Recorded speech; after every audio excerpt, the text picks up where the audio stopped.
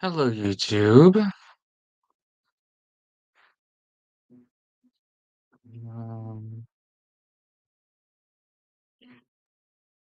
yeah, I don't know how long this is gonna be. I'm kind of doing this just to kill some time, um, like I did earlier. Um,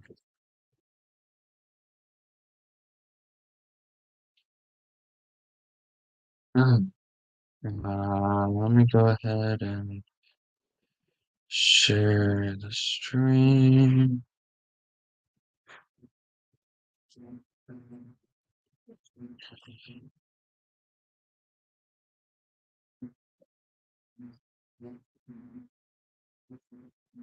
Where is this YouTube chat? Oh, here it is.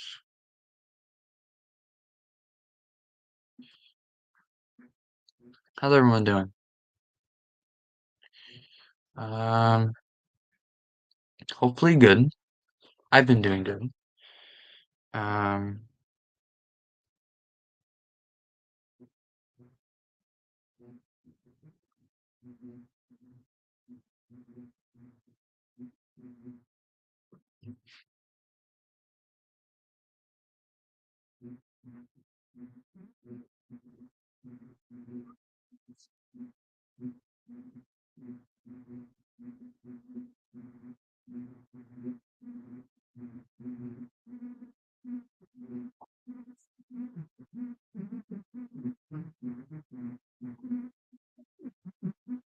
we'll see if some folks join. Probably not.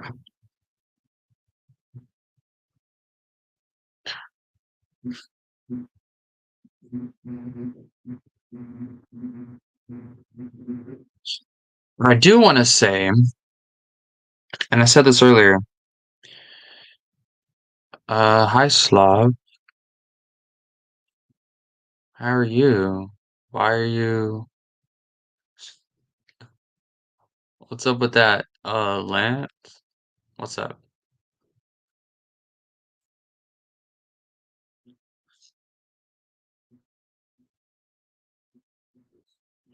What's up, bro? How are you? Come join my stream. Alright, okay, well, I guess you don't have an invite. We'll send you one. Well, shite. Do you want to join? Um, there you are. Slovi Tosimo.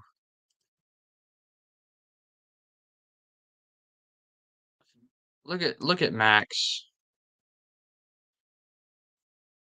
It is indeed a Lance moment.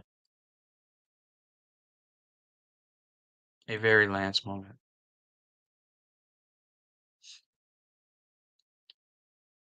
I'm bored. That's why I'm going live. So, yeah, I'm bored. Look who it is. It's good, you bitch. What's up, bro? I like that PSP. Do you know where it's from? I know I've seen the yeah. It's so stupid. But it allowed this picture to be made. So, what's up, Scott? Bro doesn't know that Filoni Clone Wars and Disney Clone Wars are the same thing. I know you can't have one without the other. Like So, yeah. I'll say it. Like I'm a simp for Filoni shit, but at the same time, I'm not going to sit here and say like only TCW seasons 1 through 6. That's it. Yeah.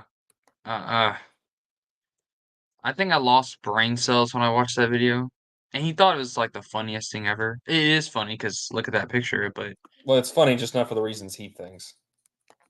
yeah. I mean, does he not remember that Dave Filoni is a creative director at Lucasfilm? The dude is heavily involved with like a bunch of other stuff too. So, He thinks he's fighting against well, the okay, system. let me rephrase that. He supports what Lucasfilm is doing. Let's just say that. Well, I just think like with when it comes to all these fans of Filoni, what they have to understand is that like let's say even if Dave doesn't like his bosses, like there's nothing he Hey, can I do gotta about it. go. Sorry, I gotta take a phone call real quick. Oh my god. 'Cause I'm I'm gonna be talking sorry, to I your love you. chat. All right, let's look in your chat real quick. See who's in there. Scott Johnson, how you doing, Scott Johnson? You too, Max. How you doing? You're playing Starfield right now. I'm running on top of one of the moons of Saturn. It's a lot of snow, rocks. There's a few research centers over here. I killed some goons earlier. Always kill some goons. But at the same time, I'm okay. I'm okay, Scott. Were you at Legends Con? I did, Max. I got it the day after you did. It's hardcover. It's nice, pristine, beautiful. I almost don't want to read it because it's just, such in great condition. Good packaging too. It didn't come damaged. I'll give Joe that.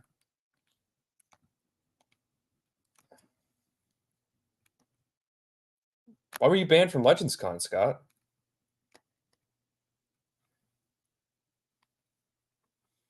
What would you what you do, dude?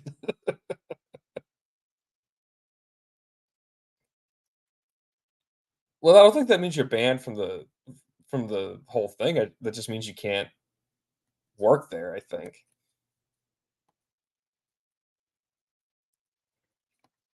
You got your paperback? Yeah, it's okay, Scott. Don't worry about it. But yeah, that's great. That's great, Max. I read I read the introduction and I read one page of the actual book itself. I didn't stop because it was bad. I had homework that was due that night, so I couldn't really focus on it. But yeah, no, it's really fun. It's a really cool read. It's admirable what Joe did. Whether or not it's Canada EU doesn't really matter. It's a really neat project and really ambitious. From what I read of it, I liked it too. I thought it was really cool, especially how he's just pondering existence at the very beginning. Very relatable to some of us, especially Alex. Magneto Alex. What do you like about it most so far, Max? Slav. Yeah, Did you get a copy of Supernatural Encounters? I sure did. You did? Yeah, Nice. Mine came in today. did it. Let's see it, boy. It's a thick one. Is it a big boy? It's a beautiful book though. It's a beautiful Yeah, book. Look at this. Look at that. I'm waiting. I'm Spine is watching the huge. YouTube stream. Jeez, yeah. I see. I wish the hardcover had that copy, man, or that cover. It's funny because I think I prefer the hardcover cover a little bit more. I love them You both, but really?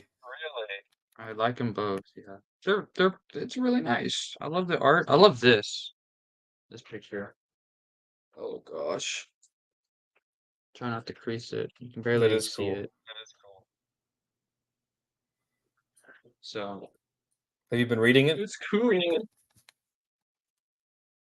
Yes, I started the actually had just read the intro Hmm. before I started the stream. So by Professor Hool.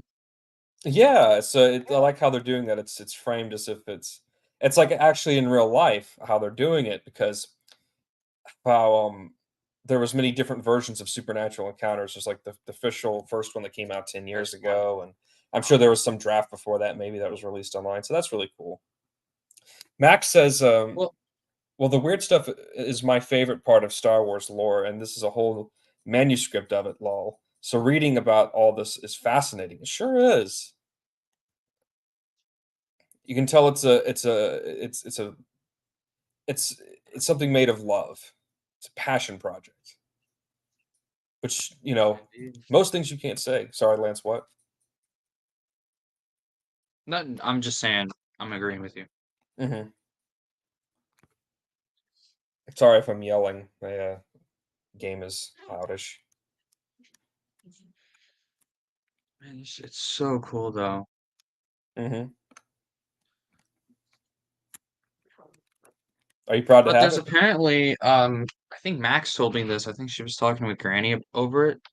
They're gonna make a Lulu version that's like 2 volumes. I think I'm actually interested in buying that because this book is massive and I don't want Yeah. to destroy it. I don't want it damaged in any way, but I also want Yeah. to read out of it. So I don't know If they make a Lulu because version, it I'll is probably get that paperback. too. Yeah. Yeah, You gonna attach I think. the Infinities, logo on it like you said you were going to? Well, when I read it. No, seriously, I'm going to just accept whatever's in here. I don't care. Whatever's in here, I'll accept it, even if I don't like it. So Okay. I'll just move because most of it, I'm sure, is fine. Like, no, not fine. I'm sure most of it's really good. There are just gonna be some references to things I don't really care for, but um, so, but I'm sure most of it I'm gonna enjoy. Mhm. So, Scott says here that there was talk of someone putting it on Amazon, but I don't think they realize how many pages it is. you know what it Um, reminds me of? I don't know if any of you have gotten the Walking Dead compendiums. That's what mhm. this reminds me of. They're just as big. So it's really reminding me of that. And that's the thing. I wanna preface to anybody here who got a copy of it, keep that in, a room temperature, not near 80 degrees, keep it around 70 degrees if possible, because that has glue binding, even if you have a hardcover. And then that's what makes the glue non-sticky anymore. So, if it gets in hot weather of some kind, all the pages will fall out. So just, be careful with that. Yeah, that's true. I keep my house, well, I don't keep it, my mother does, around 69, 70. That's So good. That's good. I'm good. It's perfect for it's like 69 in here. It's perfect. That's why I got this Yeah. on. But Kyle it's so Rawlings cool, is man. And I really like looking at all the names at the back of people who contributed to it. Um, because I don't know, it's just that's the EU fandom. And it's really cool to see that. mhm. You get to actually see names of people who care about this.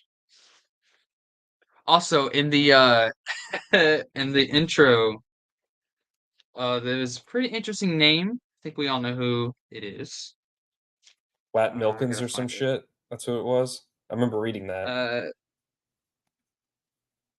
I forget it. It's Watkins Milt Yes, that's it. or Watkins Milk. I think that's probably a better way to pronounce it. Yeah, Mr. Matt Wilkins has his name in here. Old Goon himself. The old goon. This is just I just cannot wait to get into this. But this picture, this looks like a freaking Demogorgon from Stranger Things. I'm So sure Joe ties in Stranger Things to this. I wouldn't be surprised. no, I don't think he did. He only tied in what Lucasfilm stuff, I think. Well, E.T. is technically not Lucasfilm, so Bro tied in but I just X Files, Lord of the Rings, Star Trek. He probably did all that. Although Star Trek technically is canon to the EU, if you're I'll be going off right of back. the Thrawn comic novel or graphic novelization things. Anyway, and someone is doing a campaign atlas. Oh, that's cool. And Kyle Rawlings is doing an audio drama of it. Yeah, apparently, from what Matt was saying last night, Sean Stewart is for the Dark Rendezvous author is apparently going to be helping out with the audio drama. That's what Fat Milken said last night or the other night.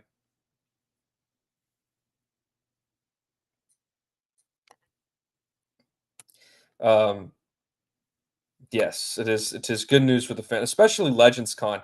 Seeing all the footage from that, seeing everybody talking about it, that was a really good thing for the movement. I know that some people weren't a big fan of, people running it, but ultimately it did do good. I'm happy that everybody who went got to go. I'm hoping they'll do another one next year. I'll definitely go. I'll get some books signed. I don't give a fuck. So yeah, hopefully there'll be more authors there. Hopefully James Luceno will come out of hiding and actually do some stuff. That's what I heard. OGG, that's what I heard. I hope to meet some of them. Heard Abel G. Pena from what they were saying was really cool. He's not a rat bastard, so that's good. Troy, will they let his perverted ass go? That's the main question. What's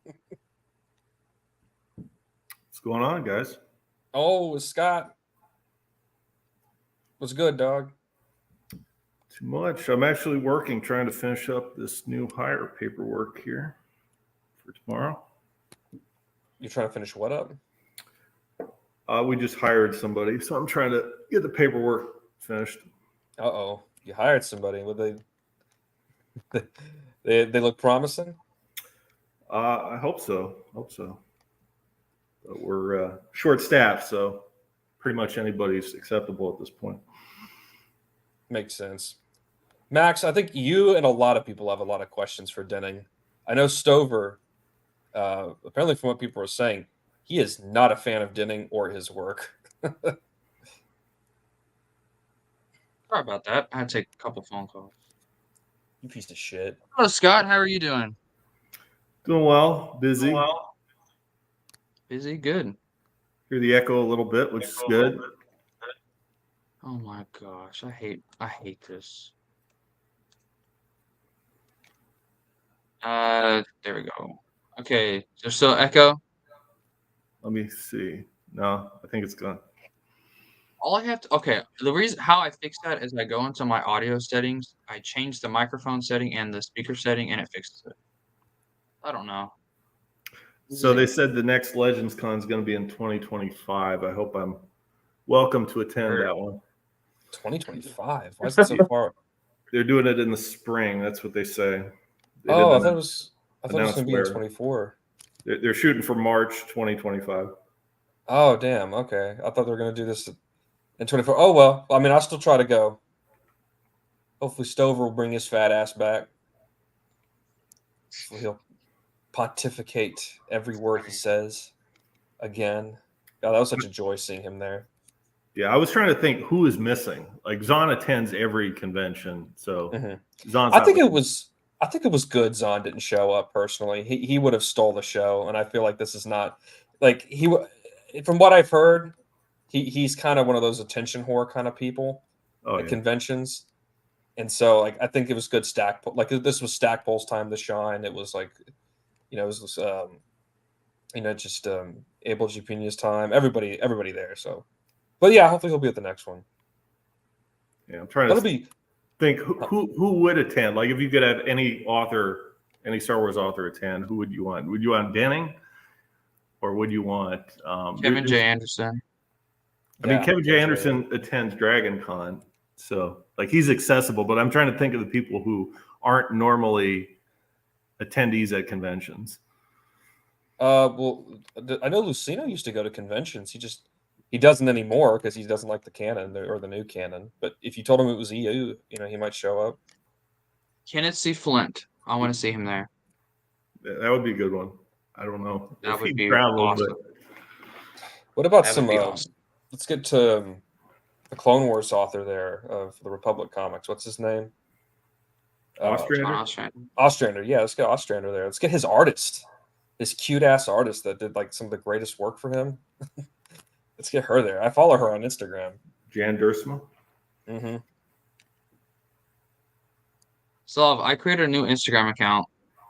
Yeah, I saw. I followed you. Little goob. I don't believe you. I think I did. What's your account name? It's the George Lucas profile. Remember? It's George Lucas giving that smug look. It's my favorite George I'm Lucas looking. picture. I'm looking. Abel G. Pena follows me. That's kind of cool.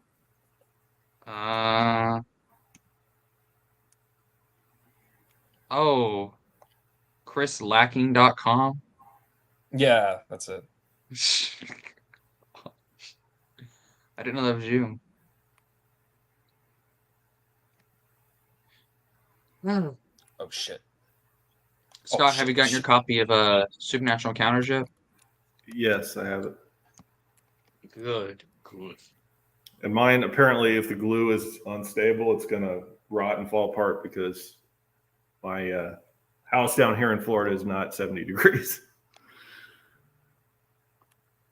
Really? No, it's like You're in Florida. 92. Yeah, it's like 92, and it, like even after the sun goes down, it's really hot here.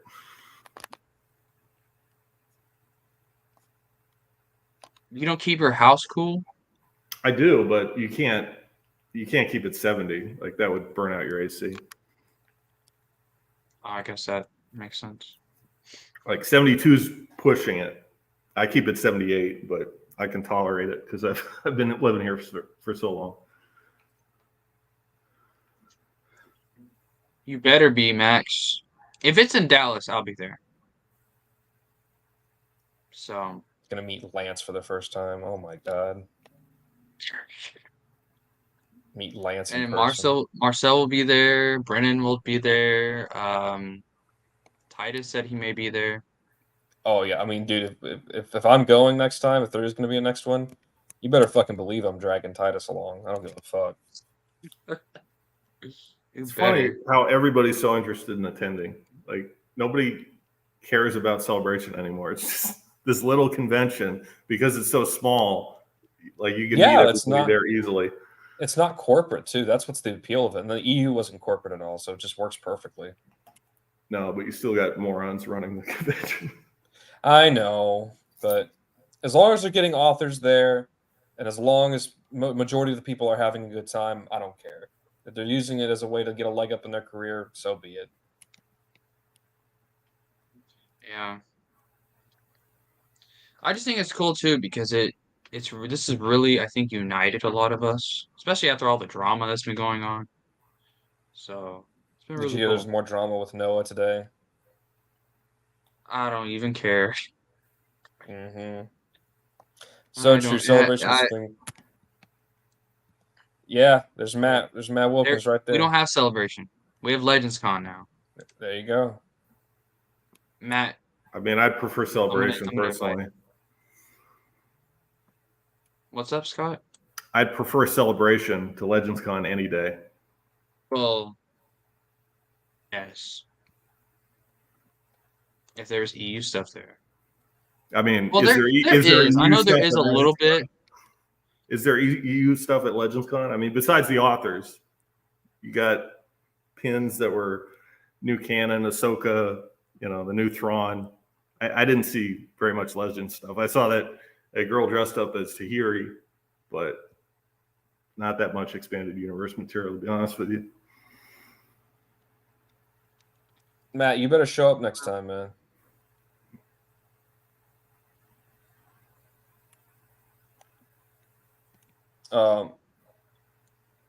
Maxine, is there one specific author that you want to meet that's like kind of low key, that's not one of the big ones? Troy Denning. Well, that's a big one. Never mind. Yeah, that's she's a freaking Troy Denning fanatic, so I'd want to meet Hayden Blackman. That'd be kind of cool to meet him. That's a good one. I'd like to ask him so many questions about Force Unleashed. I was like, like I know one. Greg Keyes. Keyes? Okay. What, didn't he die? No, he's still no, that's Greg Bear that passed away. Oh, okay. Greg Keyes, he wrote some New Jedi Order books. His New Jedi Order books, all three of them are just amazing. So I would like to meet him. He's actually active on Instagram. Elaine Cunningham, that's a good one. Would you want R.A. Salvatore to be there? Because he wrote the Attack the Clones novelization. Yeah. Yeah. He writes a lot of You know me, fantasy books. Vector Prime is my favorite, so I would love to meet him. Well, he writes a lot of fantasy books too, so his fantasy fans can even show up. You know, if they cross with Star Wars. There you go. Celebration has sucked the past few years, anyways. Maxine, have you attended? I think she's been to Celebration once or twice. I think she has. And she likes the new canon, so I'm surprised she didn't like Celebration.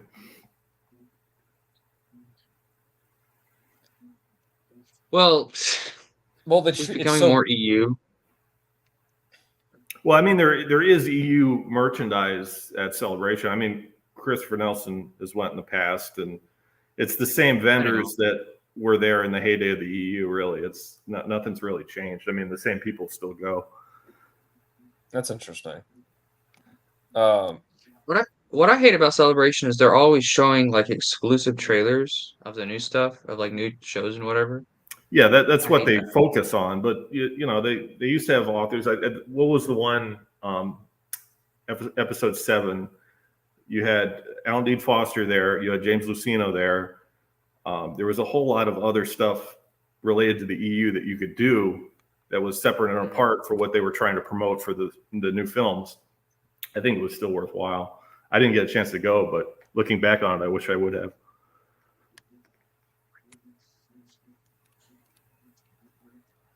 How'd you been to Celebration, Max?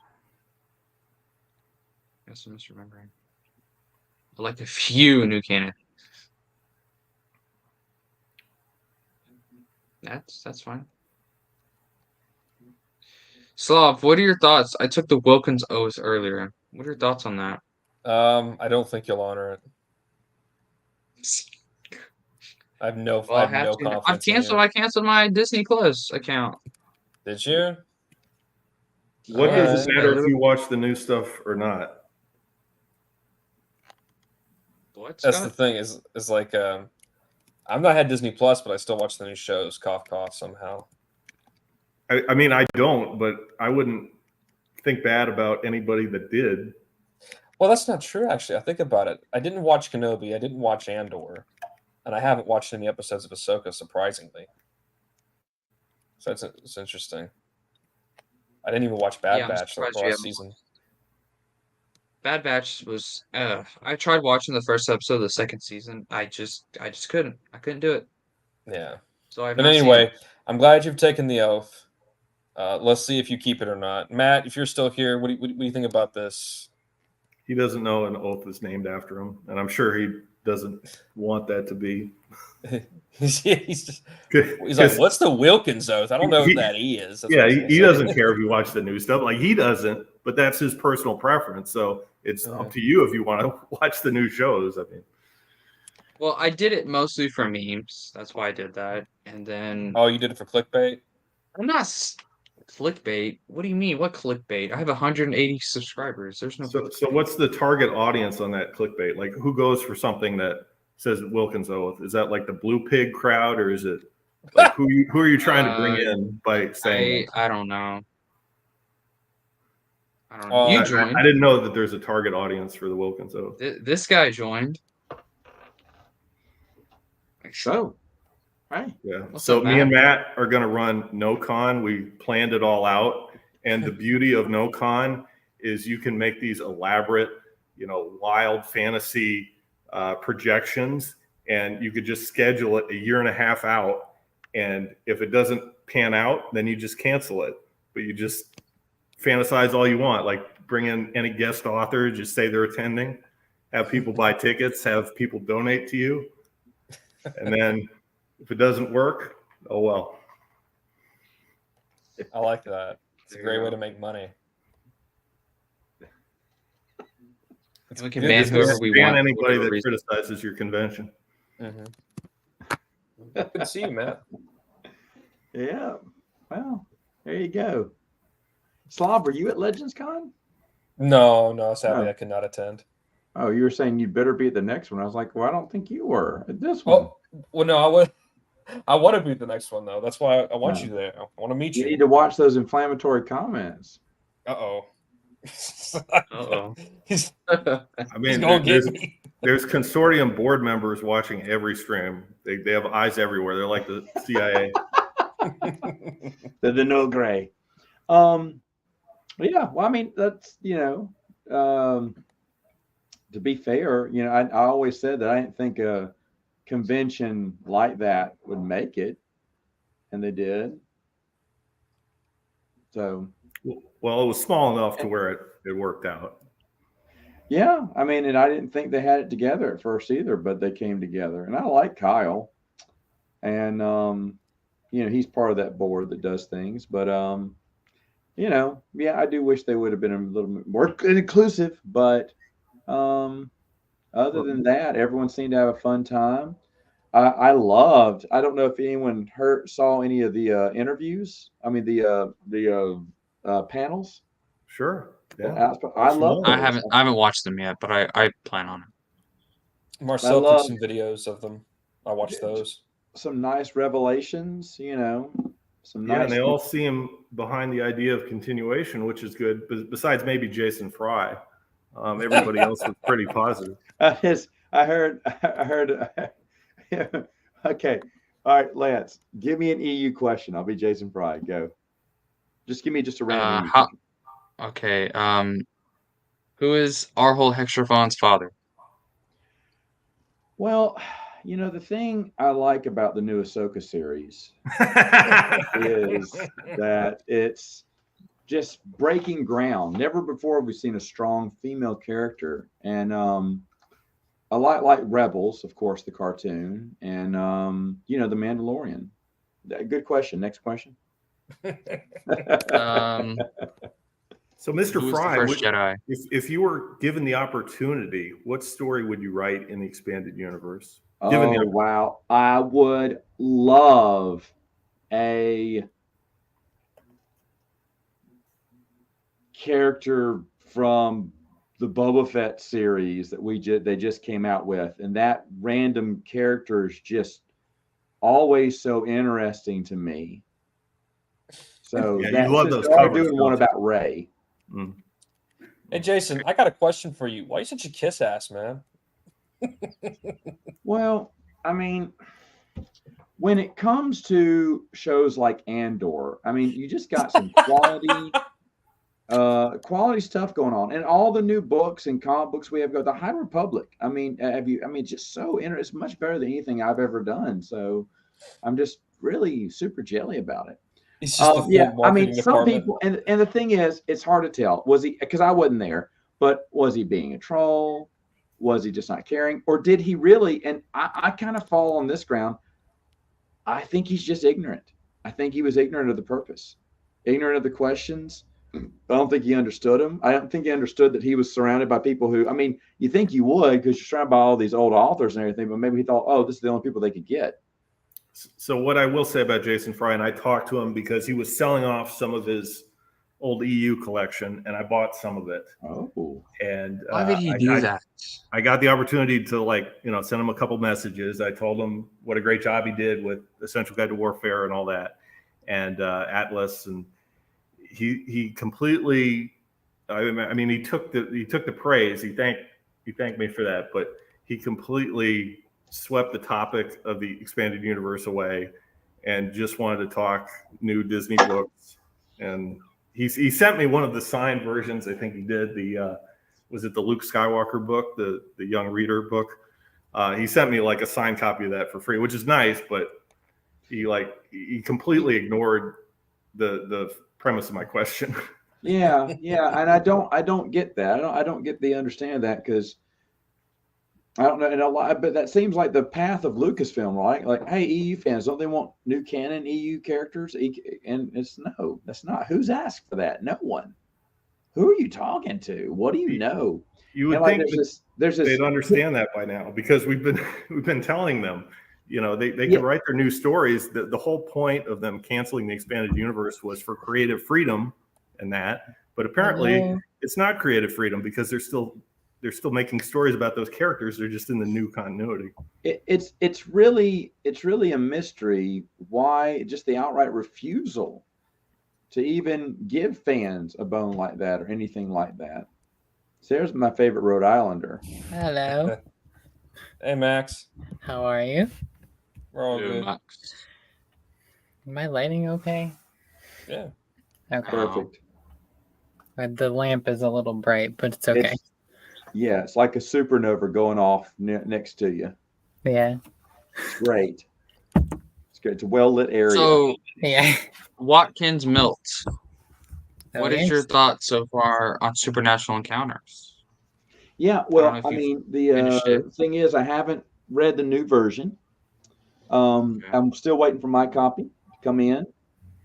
Looking at how big it is, I'm pretty sure they're going to have 2 people. Yours came in, huh?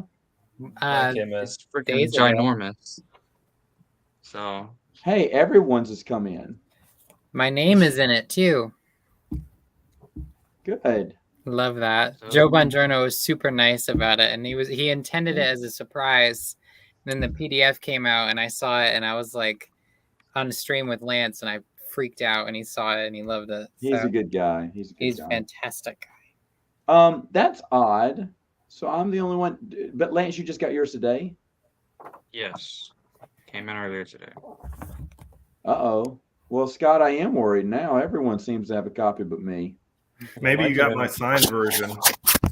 If you do get that one, I'll trade you for one that's not signed. Well, I got a hardback a long time ago. But Hey, Matt. Well, it's in if your you- Tales from the Galaxy, right? The old version. yeah, the old version was. But uh-oh. I hope I get it tomorrow. If it doesn't come in, I'm sure he'll send you another one. You know he Oh probably has no, I extras. know Joe's good for it. I just, and I don't want to bother him about it, but I'll give it another week. But yeah, it's kind of wild. You think if we get Well, another he was having problems with stamps.com. Is that what it's called? Yeah. So I had gotten an email that he had shipped it out, and then he messaged me a few days later and said, "Hey, I'm shipping yours out today." I'm like, "Well, I thought it was already shipped out." And then he was like, "Well, I had a problem and all this other stuff." So Yeah, I Oh, got need to 3 get that. cancellation emails from stamps.com, but it eventually showed up like 2 days later. So I got those too. Oh no. Yeah, I got a bunch of those emails, and then it showed up. Well, hopefully it'll come in. I'm almost done with the book I'm reading now. But yeah, so no, some of the things I felt was interesting that I heard was Karina Becco, is that her name? yep. Did you hear about? Oh yeah, you did, Scott. You saw that stream. That she had always imagined that. Is it Anya Solo? Yeah, Anya Solo. I love that idea. Yeah. I It's thought that was- interesting how she couldn't talk about it. Like she was under Well, some- everyone NDA, yeah, everyone, and see that it's practically null and void now because they're never going to do that story, okay? But you signed it, so you can't talk about it. And I get it, and you want to stay in, Lucasfilm's good graces instead of it just in case, some new canon story comes your way, But if you say something, are you going to be out of their good graces? I mean, I don't understand it. Everybody was kind of tiptoeing a little bit too carefully. Yeah, I think so. I think so. You just don't want to bite the hand that feeds you. That's every author. I understand. This is how they make their money, So they're just playing good politics with it. That doesn't bother me. I understand. Don't want to go around trashing people, but Inquisitor. I'm not suggesting that. I'm just No. suggesting that they can tell us the behind the scenes stories now because it does. Yeah. It obviously it doesn't matter. Well, she gave us her version of how she imagined things, and who's to say that wasn't it? And I honestly believe that would have been the best story that they could have had for Anya Solo. I was really, really impressed by that idea. To me, that's kind of how the story would eventually end for her, I think, in my mind now. Because I just think that's a perfect ending. And what was it? They're trying to sell everyone on Brian Wood's Star Wars, and I got that. I can't remember. I think it was Alex. I was like, "Sorry, Matt, but Randy Stradley said it's canon." I said, "Well, Brian you Wood used to said say it wasn't." Yeah, Well, more than once. right. And this was during when it came out, and I said, and without any effort, I just looked it online. Brian Wood interview. just about in the first two interviews I looked at, you know, Brian Wood's there denying that it's oh, there he is.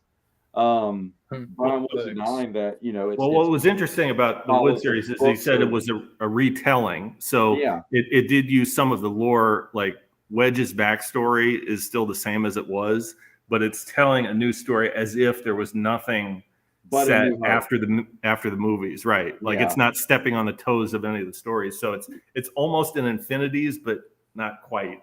Yeah, he said that they're ignoring the events of books and comic books so that fans who read it don't have to be bogged down in all the bogged down in what? That tells me that I believe that Lucasfilm specifically asked for Brian Wood. But I also think Brian Wood said, I'll do it, but I do not want to follow continuity. I want to do my own story. And they said, sure. The thing about that doesn't make any sense, because he says all those long series don't sell very well, but he was running Dark Times at that point. So that completely goes against what he was saying, because Dark Times was still running at that point. And I think Legacy as well. Yeah, Dark Times was running as a, you know, one mini series after the next. Right. But it was still the continuation of the Republic comic series. So. Long running things and everything. I mean, Stradley he's one of the because there's two sides of the coin on Stradley, and I'm glad everyone got to hear Stradley's point of view, and I hear he was a great guy. But the other side is he just didn't want to play ball, you know, from what I'm getting. But because it doesn't contradict anything necessarily. New Jedi Order? When was the last time you read it? But either way, you know, Brian Wood himself said, no, it doesn't follow the books or comic books. We want to do our own separate story. All right. Because he didn't want to read and do any character didn't want to he wanted to have his own version of the characters. But anyway, though, I thought that what else? Who else was there? I'm trying to think of the other things I was told about it. Hamlet, Stackpole. I heard the New Jet Order was really good panel, but I haven't seen it. I heard Kathy. I heard not Kathy Tires. Goodness gracious, Barbara Hamley's, and I thought that was good. I like that she's not a Mara fan. Yes. She ain't a Mara. She said she just couldn't get into Mara. She was polite. She was polite about it, Maxine. She was polite about it, but she says, and I just couldn't see that. Couldn't see her with Luke. Just didn't. And yeah, she was asked to write, and this is so interesting. She was asked to write a love interest for Luke, and then after it was written, they said, "Oh, we're going in a different direction because another author wants Mara Jade." That was Timothy Zahn. So Timothy Zahn threw his weight around and took Mara Jade, and pushed Mara Jade over the new girl, and that's kind of how things, you know, the whole issue is why introduce Callista just to run her out in the next few books, and it's because they didn't. I thought it was because of fans. You know, fans were saying, "Oh, we want Mara Jade." No, it's Timothy Zahn saying he wanted Mara Jade. I'm gonna have to agree with Timothy Zahn here. Say what? I'm gonna have to agree with Timothy Zahn here. No, I mean, no, and Maxine, I'll be honest, the majority of people agree with you. The majority of people agree with this guy. It's just me and Barbara Hamley.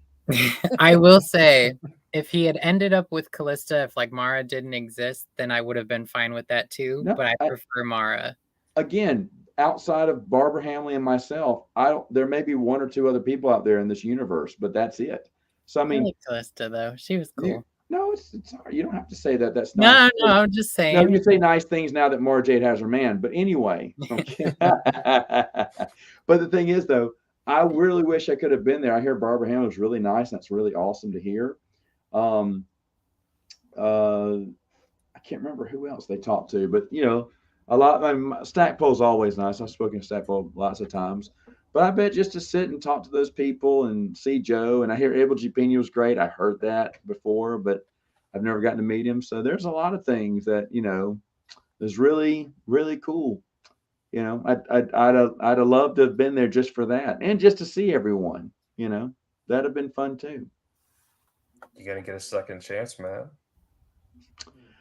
I mean, depending on where they go and what they do, yeah, certainly. I know that Connecticut was mentioned and Dallas, of course. Ooh, no. If it's in Connecticut, you Gotta have be no idea. Dallas. I'll be so happy if it's Connecticut. I know you could walk there. I know. Oh, that'd be amazing. I'm guessing Connecticut because I think some of the people are out that way. Oh, where'd Scott go? Might have dropped out. by Connecticut accident. Legends Con. I won't even Oh. have to buy a plane ticket or hotel or whatever. Oh my god. No, you'd be so happy. I would literally die. I'm in the South with you and Lance, so I would prefer Dallas as well. Look, I don't care where it is. I'll still be going. Put it in Antarctica for all I care. Oh, I'll still go. No one will go except you, Max.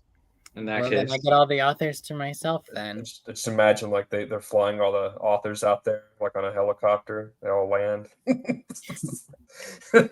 We're trying to recreate Hoth here. Like, we have to go for the authenticity. We'll just go into Antarctica. Yeah, there he is. Scott returned. Somehow Scott returned. Return of the Scott. But By the way- I'm glad everyone had a good time. People got to see Dylan and Brian, and they had a good time. And you know, it was fun. I didn't see the cosplay, Scott. You were talking about. Where did you go to see all that? So Alex did a thing on his channel where he interviewed certain people, and one of the ones he showed was that girl in the Tahiri What? costume. Apparently, Wait a minute. She How am I looks not so getting nice. notifications anymore? what's She that? looked so nice. Her cosplay was I so didn't get good. notifications of this. I didn't even see it. Yeah, I she don't did see something it on during the his closing channel. ceremony, Oh, is this and girl then supposed to be after that, Tahiri? it's a short. Yeah, Max, Oh. if your father, Troy Denning, was hosting Legends Con on Pluto, would you go? You know it. Troy Denning would have to give me a ride, but yeah. Yeah, interesting. Okay. Well, he said he was doing more of those type of interviews where he was going around the convention, and those willing to say something in support of the idea of continuation, he was going to compile that together. But I think he's still doing that. That's cool. Her Tahiri Yeah. cosplay was so cool. Wish I could have been there. well, like I said, I'm thankful for Alex for recording some of those forums. I mean, the Q&As and whatnot. Those were really, panels were really interesting. The only thing I don't like about that is I saw Only Good Games as well, and some of the authors, when they talk, they'll say something and it's not even that funny, and the audience just busts out laughing, and you can't hear the end of the sentence or the start of the next one. That's my only pet peeve about that, is because you can't really hear because the microphone's close to the audience. You can't really hear what the guy's saying. Hey Matt, Scott, you too, Scott. When it comes to seeing all those panels, did it felt like pre 2013, 2014 again? I mean, it's some of the same things, but it feels like there's been a couple years and memories have kind of gotten lost over the years. I mean, some of them are sharper than others, but it's somewhat the same, I'd say. That's good. That's good. Hopefully it'll be bigger next time too. If there's anybody that you would want to show up, who would it be? Scott, Matt, you too, Maxine. I'd like to see Shannon McRandall. Shannon McRandall. Ooh, yeah. The troll. I love it. No, yeah. That'd be fine. Troy Is there- Denning. Is there an EU author you haven't met, Matt? There's a few. I mean, obviously, Barbara Hamley, Kathy Tyers, Matthew Stover, all the most of the people there at the con. I know this Stackpole was the only one I'd ever met, so that was like a big disappointment. There's a ton of people out there. Sean Stewart, I bet I would have loved to have met him too. I mean, there's several more. I'd like to meet Alex Wheeler, and I mean Jude Watson. Sorry, and probably, Kathy Tires. I'd like to see Matthew P. Q. McDowell, I was going to ask about him.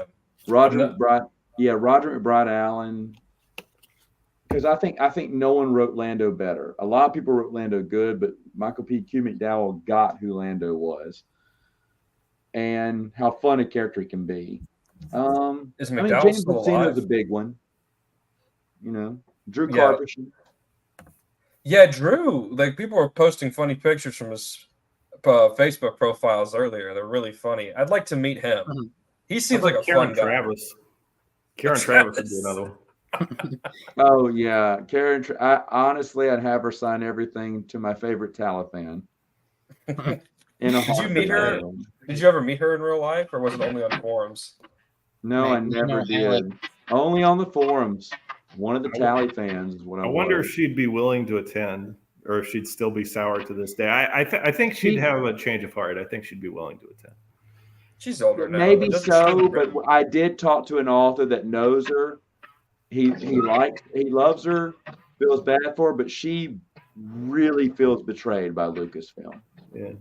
Problem is she's in the UK, I think, still. Yeah. So. Yeah, but she really feels betrayed by Lucasfilm. So I don't know if she'd ever, which is sad. Understandable, but there's a few authors out there who are done. That's the beauty of this, though. It's not supposed to be affiliated with Lucasfilm. I mean, it's supposed to be a fan convention. I know they made true. the policy according to what Lucasfilm said they wanted to, but that's true. But when I was going to do a series where I was going to interview random EU authors. One I interviewed, one that was going to be the first or second one, I can't remember. I interviewed, said, I'll talk, but I don't want to talk about Star Wars. I mean, because of how he was treated by Lucasfilm. I was like, interesting. I said, would you be willing to talk about Lucasfilm in general? He went, maybe. I went, well, that's even better. I'll take it. Even off the record, if it's not recorded, not quoted, I'd still like to know the behind the scenes stuff that goes on. Even if you can't. But he said he'd be willing probably to talk about that more than, but didn't want to talk about the Star Wars books. I went, that's totally fine. I said, done deal. Matt, if you'll think about Lucasfilm instead, I'm for it. Was this a recent thing? Is this something you're planning to do? It was something I was planning to do before the new babies were born, and it just everything kind of fell through all at once. So understandable. Well, life got too busy, but I was really going to look forward to it because I know so many people were going. It was probably going to be. I think it was going to be the first one. I said so many people were going to be so mad that I didn't ask him a single Star Wars question. Like, Matt, you didn't ask him about any of this. Yeah, we don't want to talk about it. Speaking of authors, there's a lot of people like, just for example, Alan Dean Foster, who is done with Lucasfilm. I can imagine why. It's for, they feel they get screwed out of royalties, stuff like that, how they've been treated. And there's other people who agree with Alan Dean Foster. Yeah. Speaking of sour authors, I mean, you can tell in a lot of Matthew Stover's interviews that he did not like working with Lucasfilm at all. And he even says as much, despite trying to stay in their good graces. I mean, he said he was put under a lot of pressure with basically all his books, that he had unreasonable deadlines, and it was Lucasfilm that he blamed, not Del Rey. Yeah. L. Neil Smith, his family, when I talked to them, they said the same thing, that he loved Star Wars. He was happy for the opportunity, but despised. This is way back in the day. So I guess Lucasfilm has always been like that. You talk about unrealistic expectations. 6 weeks to write the trilogy. 6 weeks. And they wouldn't let him use anyone but Lando, and he had to pull teeth to get the Millennium Falcon. Yeah. But he couldn't go to any familiar planet, any familiar alien. Everything had to be on the outer rim or whatnot. Because they did. And here's the thing: I was like, well, why? Because they didn't want it to interrupt with the movies, because they considered everything canon back then. Right. It's almost like they didn't want the book to sell, but despite all that, he still made it work. Yeah, and the thing is that the first two came out in hardback, but the third one, the publisher was like, screw it, and did paperback. They didn't even get a hardback release. Well, But I mean, Lando, they were just trying to see if he'd sell. I don't think the book sold as well as Brian Daly's, but and I think they're excellent too, by the way. But Noah if given likes the them. shot, I was told that L. Neil Smith would have politely declined. yeah, they still. Alan Dean Foster got the rose to come on back. Brian Daly, I'm almost positive would have been invited back if he was still alive. And I don't know if an offer was made to L. Neil Smith. That neither confirm nor deny, but I know from the family that he would not have accepted it because it was just such a miserable experience. Right. He's proud of the work he did. He was proud of the Lando Calrissian novels, thankful for the opportunity, but just really hated working for Lucas. And it wasn't the publisher; it was Lucasfilm. Yeah, That's a shame. And that hardback thing that was Sci-Fi Book Club, because back then the books came out in paperback first, and then a Sci-Fi Book Club came out in hardcover. But there was no Sci-Fi Book Club hardcover for the third one. That's true. So it wasn't Del Rey that did that. What for Lando Calrissian? Yeah, Yeah. That wasn't a book club. there was a book club back then. 1980? Yeah, Oh, I didn't know that. Those are book club? It doesn't say that. as far as I know, they're book club. Does it say it in the hardback? I think so. Hold on. May not be That's sci-fi. interesting.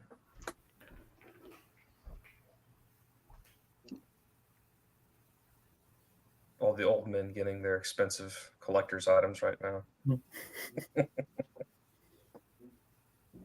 I'll be there one day. I got my Brian Daly trilogy in hardcover now. I'm just happy about that.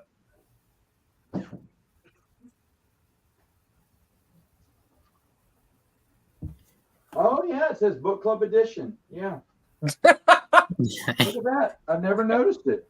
Here it is. Across the house. Not that he needed confirmation, but look at that. Oh, good, because I can't find mine. But yeah, No, it's on the Out of jacket, focus. dust jacket. It's not in the book. It's on the dust jacket. Put it back on the camera, Matt. Oh, sorry. I never read the dust I jacket. blew it up. Sorry. book club edition. Uh, It's kind of blurry, but you can Sorry. make it out. There There it is. it is. There we go. Yeah. That's on the dust jacket. I always take the dust jacket off before I read things, so Good man. I never noticed that. Good man. That's how you're supposed to do See, Matt was trying to tell me I was wrong. it. That's funny. I need to start looking at all my dust jackets. The end. Hey, Matt, I got a question. So Boxers. I got the Brian Daly trilogy in hardcover. Yeah. But for whatever reason on eBay, the first two are not that expensive. They're only $20. But the third one is like it goes from like $100 to $300. Why is that? I don't know. That's I all just thought that was weird. The third one of what? The third one of the Brian Daly trilogy in hardback. That's weird. I bought all mine together. Same, yeah. Yeah, that's weird. That's weird. I don't know. I like how Alex has come on and not said a single word. It hasn't. I've been gone. I haven't. No one said that. I don't just butt into people's conversations. I waited to be mentioned. I'm also driving. Oh, you did. Bro, don't So- die. You're very loud too. No, it's fine. I mean, I can look at the road while talking. It's not hard. Questions. I heard. I heard you name drop me in front of that girl. Oh no, she name dropped you No, because heard I you told say- her. Yeah, I heard you say, "Yeah, I know him." Oh yeah, yeah. I mean, yeah. Of course I did. I had to get those brownie points. I mean, she's like, I told her, yeah, I'm a part of this thing called like the EU movement. You know, about like. Well, everybody knows Matt Wilkins. Yeah, she goes, yeah, this guy called Matt. And, Boom. And she Matt gets- Wilkins? She. I know him. I'm a friend of his. He talks to me. Yeah, I am because I am. Anyway, so Matt, he's no, I have a girlfriend. even though she is the same age as me, which is really funny because she looks like she's 16. But anyway, so Alex, she I'm getting caught red-handed. Stop. Alex, just stop while you're ahead there. anyway, so if she was she got the mic. No, wait, hey, shut up! Wait, no, you flashed me on Brennan's stream. I get to talk now. He literally showed us. I'm saying I know you're feeling on a super high being at the EU con, but yeah, I don't want you getting in trouble there, buddy. I'm not going to. Anyway, before that all happened, she got the mic because she started crying. To me if Alex comes by, okay? She started crying, and so she started talking about how much it meant to her because she didn't realize how many people cared about the EU. Because you're interviewing her? No, this happened before the interview. I interviewed her because of this. Alex has another interview scheduled with us. Why are you crying, little girl? Let me get this on camera. She's the same age as me. She's 22. Anyway, so she was crying at the end panel, and she was talking about how much it means that everyone was here because she thought she was the only one because she didn't know anybody else. She didn't think anybody else cared about the EU as much as she did. Said, I know Matt personally, and he said to give you a hug. Oh my God. She said, yeah, I watched the video. That's so cool. She said, I watched some video with. You just know her age, dude. That's so cool. He asked her age. He said, "Hey, isn't it weird?" I didn't ask her age. He said, "Isn't it weird we have the same area code?" Marcel did actually, I think. Oh no, Matt, I can just say puss now. Just name dropping you, saying I know you. Can I do that? Hey! If it's gonna give you a second girlfriend, go ahead, Sloan. Oh my God. I'm just saying. Anyway, so she gave this impassionate speech, and I really hope somebody recorded it and is going to upload it somewhere because it was really quintessential to what us EU fans want. And so I had to interview her after that because of that. I know. In all honesty, I like Chris Nelson loved it. I loved it too. I loved it too. I love people like that who have this, and they didn't know. And you're like, well, how did they not know?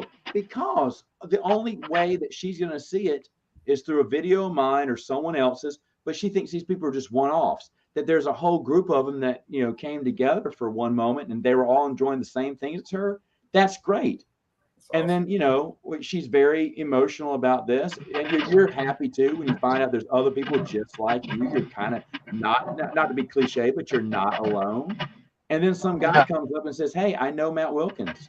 Come sit by me." Well, I told her about what I was here for. Let's go get some sliders. No, it was just funny because she was saying that I said I was a part of this, like EU movement. I want the EU continued. There's a lot of people like me, like YouTubers and stuff. And she's like, yeah, I think I heard something about that. I heard about some guy. I was watching some guy named Matt. And I'm like, does his last name happen to be Wilkins? And she's like, oh yeah, that guy. I'm like, oh, I know him. That's how that happened. But it was just funny. Email said, I met your best friend Alex at the. I was like, who's best friend? What are you talking about? Wow. Yeah, but it was. I had a friend from work go on the second day. He came there, and it was really funny because the first day I had almost nobody recognize me at all. Like there was I don't want to say 7 or 8 people that recognized Brendan, and they're like, "You're Glenn Voss, right? We watch you on YouTube." And that didn't happen for me. So that was whatever. I mean, it's fine. Brendan's better than me. That's fine. You've got some really solid content on your channel. I've really enjoyed those panels.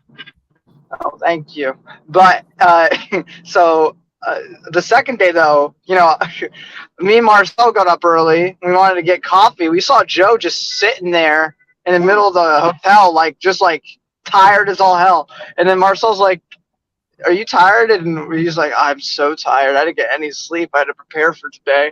And then he's like, you want to get some coffee? And he's like, I would love coffee. And so we all drank coffee together, and he talked to us for 30 minutes. So I sat next to Joe during a panel that he wasn't in but wanted to watch. Did you carry him to the table? Because I would have carried him to the table. I would have if he asked. I love Joe. I love Joe too. He's the sweetest guy I ever met. I said on that last stream, he shouldn't exist because he's so nice. It shouldn't be real, but he is. Wait, did you cry and someone interview you too next? No, I didn't cry. I'm a guy. I'm just kidding. Do you want to I talk? cry all the time. I would have cried. Did Do she? you want to talk about all the text messages that I sent y'all this past week? Oh yeah. You know your text message about me being, a baby with a pacifier. Make sure to feed him, Brennan, so he doesn't get all cranky at the con. I love those messages. I had to make sure that Brennan was being fed, that he went to bed at a proper time. Oh that yeah. he gets so cranky. He gets so Yeah, cranky he didn't have a nap. So Yeah. I wanted him to make. He had a security, but I heard the lights went out. I didn't want him. They to did. be scared, so he was closer to him. But little did I know that he's walking around saying, "Yeah, I know Matt well. You want to talk to him? I can call him up right now if you want." But let's. Well, she lives in North Dakota. So. Let's go get something to eat first.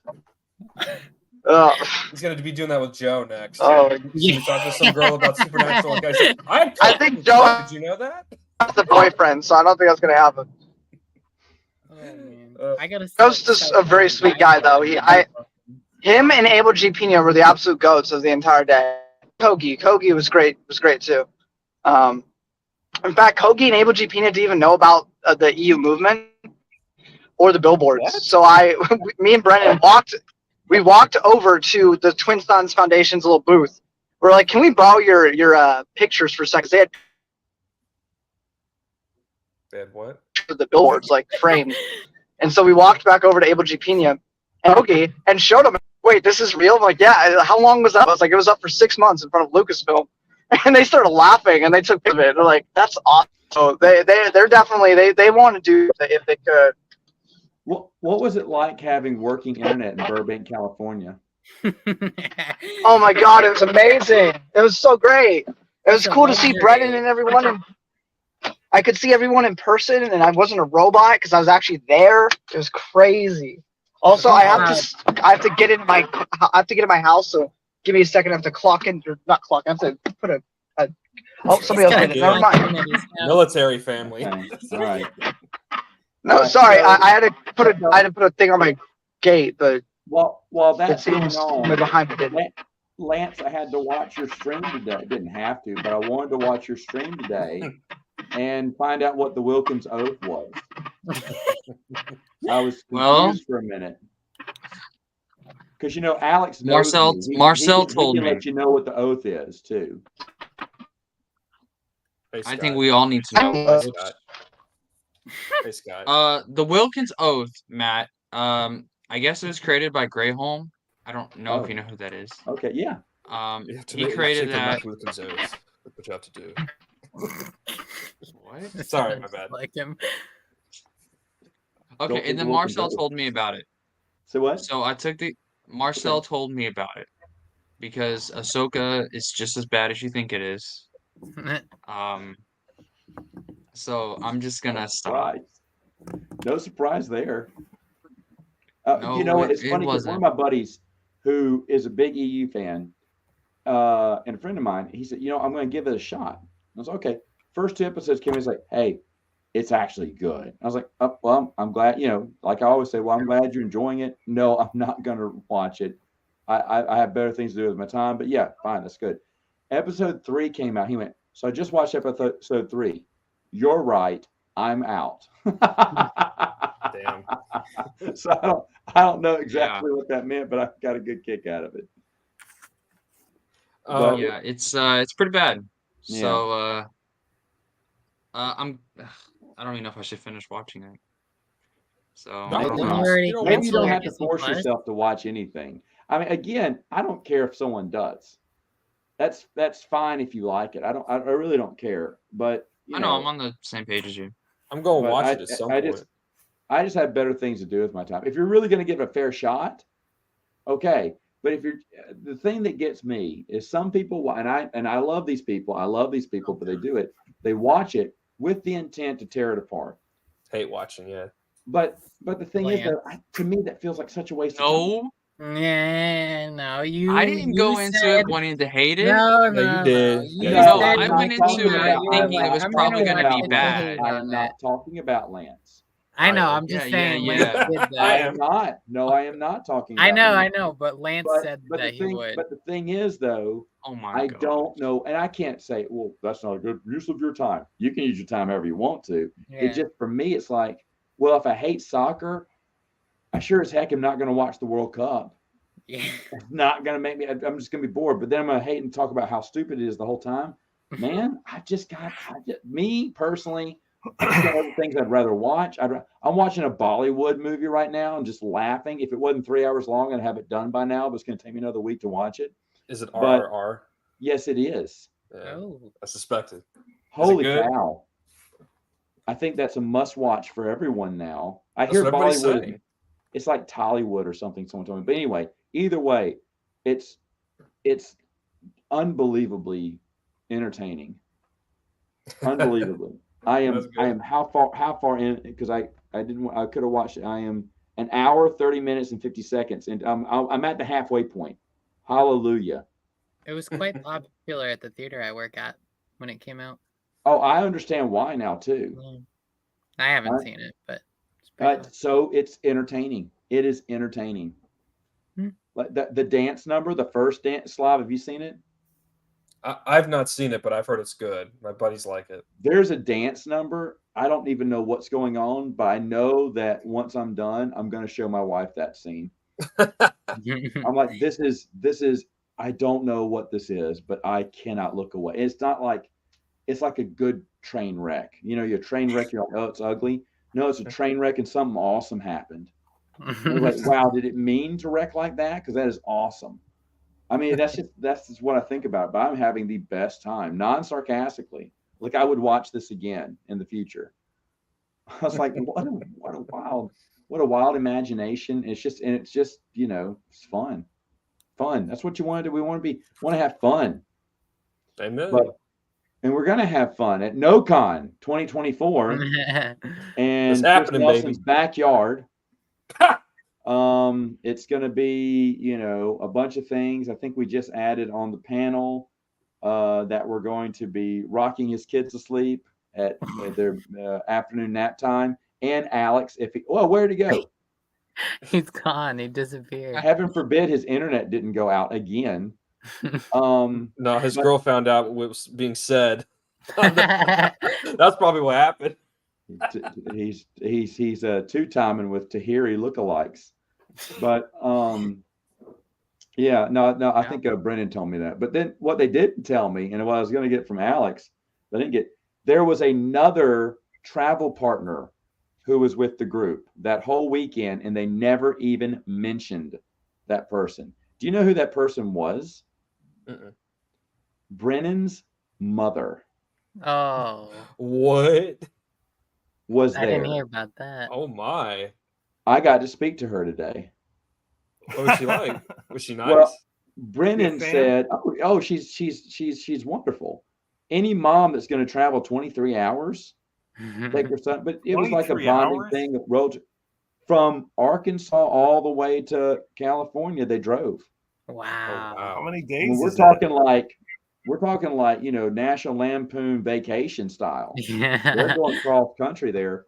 And I talked to her because on Lance's stream, Brennan chimed in and said that he was starting back. It's a 23-hour drive. Do you remember this? I mean, obviously, Lance, was your stream today. And I was catching up watching that. And so I was back. I was getting off when work when that was I was catching up on your stream. And I said, oh, well, let me call him because I know he's got to be bored and maybe he's tired and maybe needs, you know, usually when I'm doing long trips like that, I welcome any call. Like, I mean, Dave Filoni could call and I'd probably, I'd let it go to voicemail and then pick up after and then call him back later. But either way, though, I mean, you just want to talk to somebody, you know, or do something. So I said, well, I'll talk to him. He's like, oh, well, yeah, that's cool. My mom's driving. I said, your mom? Wait, what? And I didn't know. So I said, well, put her on the phone. And so I asked if she had, how many sons she had, and please be truthful. So she said 2. Who knew his brother does exist? But yeah. So I talked to her for a minute, talked to him, and he died. Okay. So Rip Alex. I just hope She that killed him. Brennan and Alex will now have a podcast since they have so much to talk about now. That's all I hope for. This is what I was going to ask Alex. Alex, if you're still in the chat, dude, did you get any EU authors like contact info or emails so that like Brendan can do like emails and like get it like do He interviews? only and stuff? got that girl's contact information. It probably did. And 2 other ones by dropping my name, like it was like butter. Like, hey, so Maxine, when you go next year, and Alex goes, I know him. Say, get out of here. That line does not work on me. I've heard it before. So, I'm done being Alex's pickup line. Yeah. I'm sure can though. I use the pickup line? Say what? Can I use the pickup line? Yes. Let's go. Go for it. Go for it. You say, I know him. I'm his favorite Rhode Islander, because that's true. I'm gonna That's use true. that on guys just as I won't Jag. deny that. But Joe, let me see. Didn't think to ask other than Joe. Yeah. Joe is just absolutely fantastic. Absolutely fantastic. I'm sorry, I heard he had like some plane issues getting there. He got there a little late and everything. No, And that Kyle had always some sucks. trouble Say what? Kyle's flight got delayed. Oh, Kyle? His flight got delayed too. Oh, wow. That's what he said on the Legends Library. Oh, no. I texted him earlier. I didn't hear back from him. Alex, Abel's on Twitter. I think he actually follows me, now that I think about it.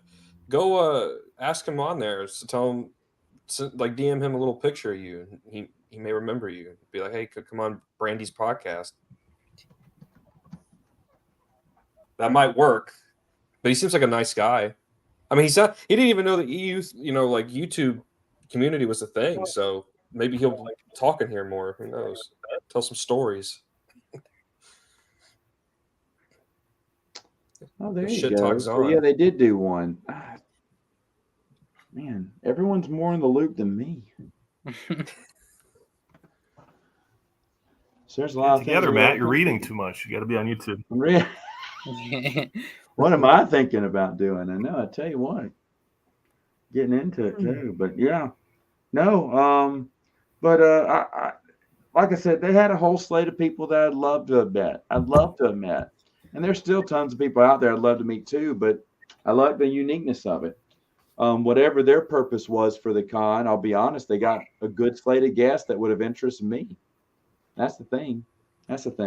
Wouldn't have done things the same way, obviously, but it's not my con. I mean, I can sit back and what's it called, Monday morning quarterback, the whole idea. But I'm glad everyone had fun.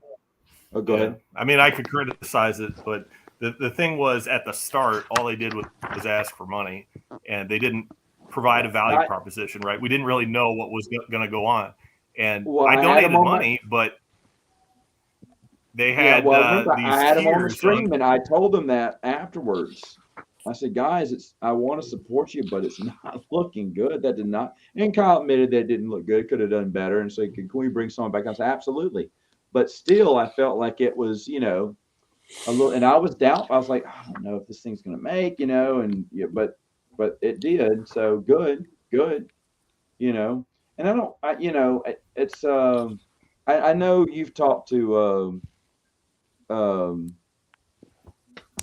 Chris about this, Scott, but it's not like we're trying to say, oh, it should have been us, or like B-level always are saying, if they would just give me the reins and lead, we could have Legends tomorrow. No one's saying that. No one's saying that. Say what? Ken is on here. Hi, Ken. Hey guys. Hey, Ken. Oh, hi, Ken. Hello, Matt. This is the first time meeting you. Big fan. Oh, well, Alex knows me.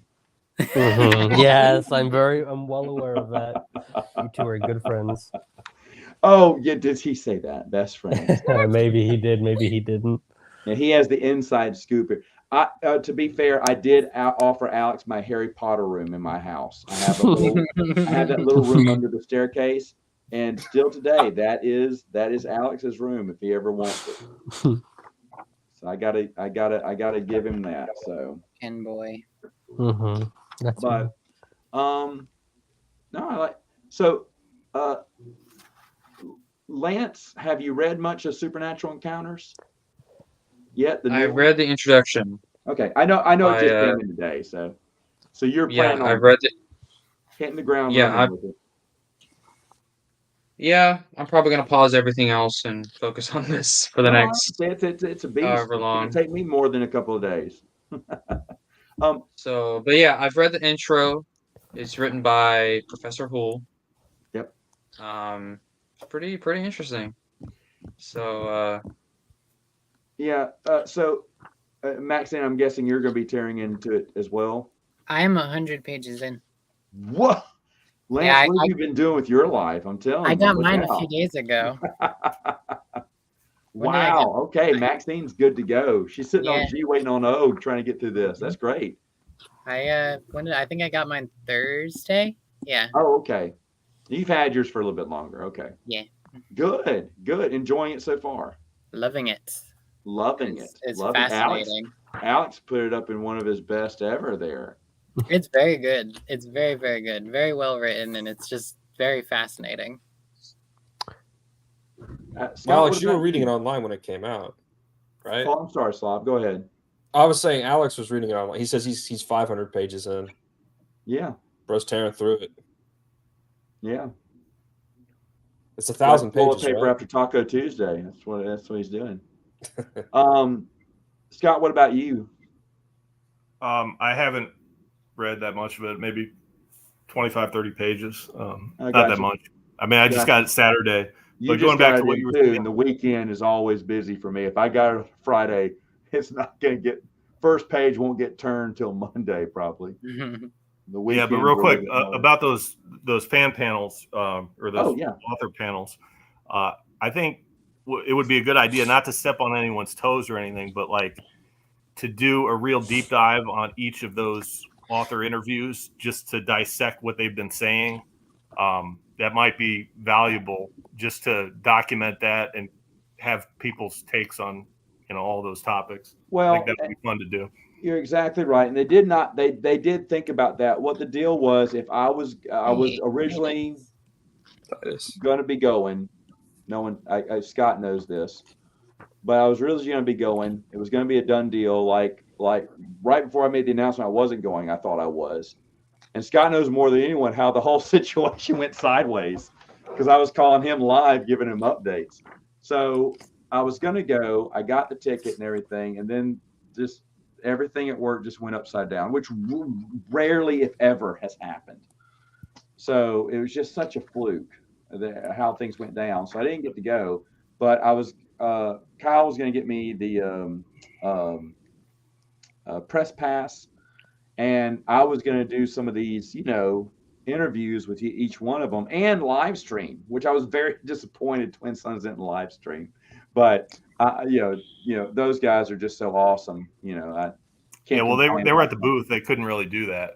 But what I'm saying is, like, now that Alex and Only Good Games have those interviews on YouTube, somebody could do a stream and analyze those point by point, going through what the authors say and just kind of get everybody's take and document, everything that they say, because I don't think a lot of people pay attention to, a 30-minute interview, a 45-minute interview, and can pick up on all those points. So I think it would be valuable if somebody could go through that. I don't want to step on anyone's toes, or I don't know how that works when somebody posts the video, if you do a stream, analyzing that video, but it would be a good idea, I think.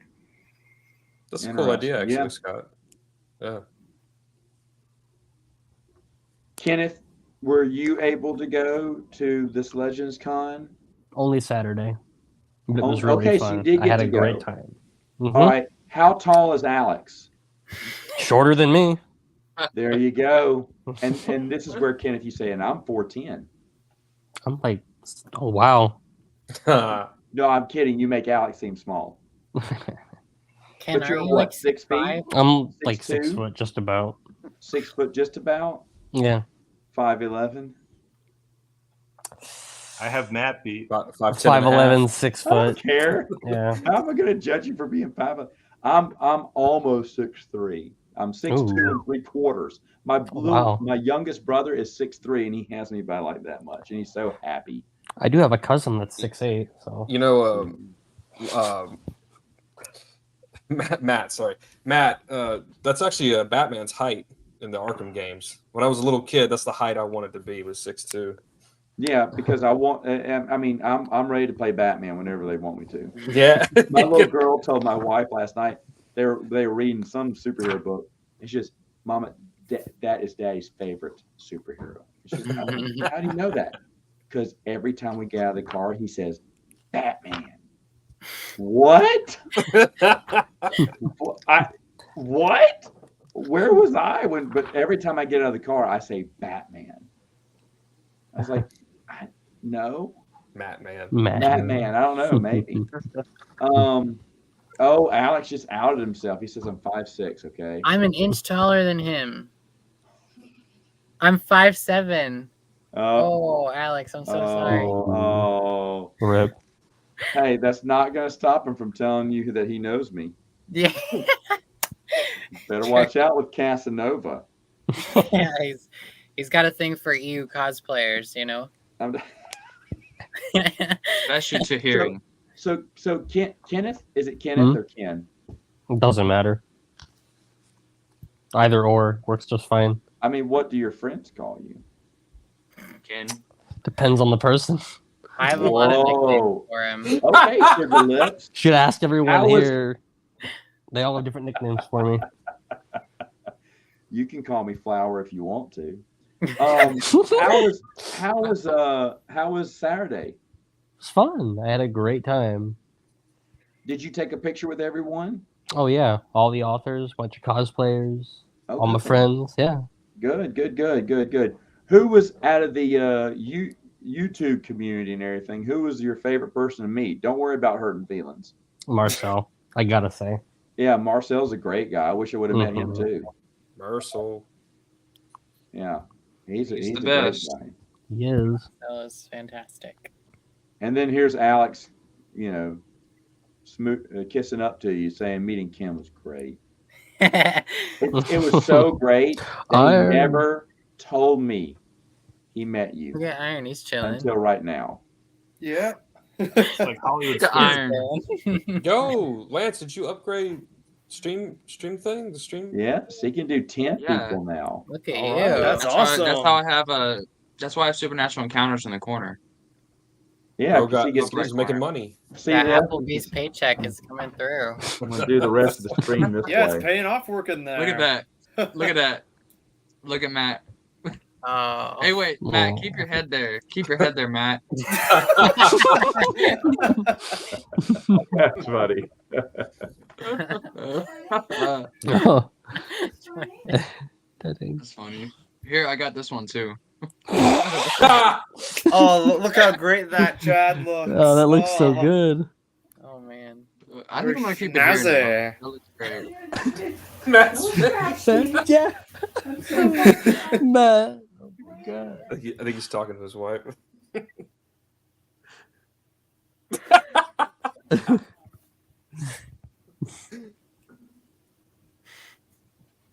Matt, Titus, where shouldn't you at, have. Goon? Get in here. He's in the. I wonder what Titus. she's, call with a bunch of wonder other what she's friends. saying. Yeah, Alex says, Ken, you bought 3 copies of Supernatural Encounters. One of those is for Lopsided, The right? other 2 were for me. Yeah. Oh, that's sweet. Wow. 2 paperbacks, 1 hardcover. Well, Lopsided's gotta have one. I mean, It's signed by Joe. So that's he's- awesome. By Joseph. That's awesome. Yep. I remember when Heart of the Jedi came out, my friend bought like 8 copies of that.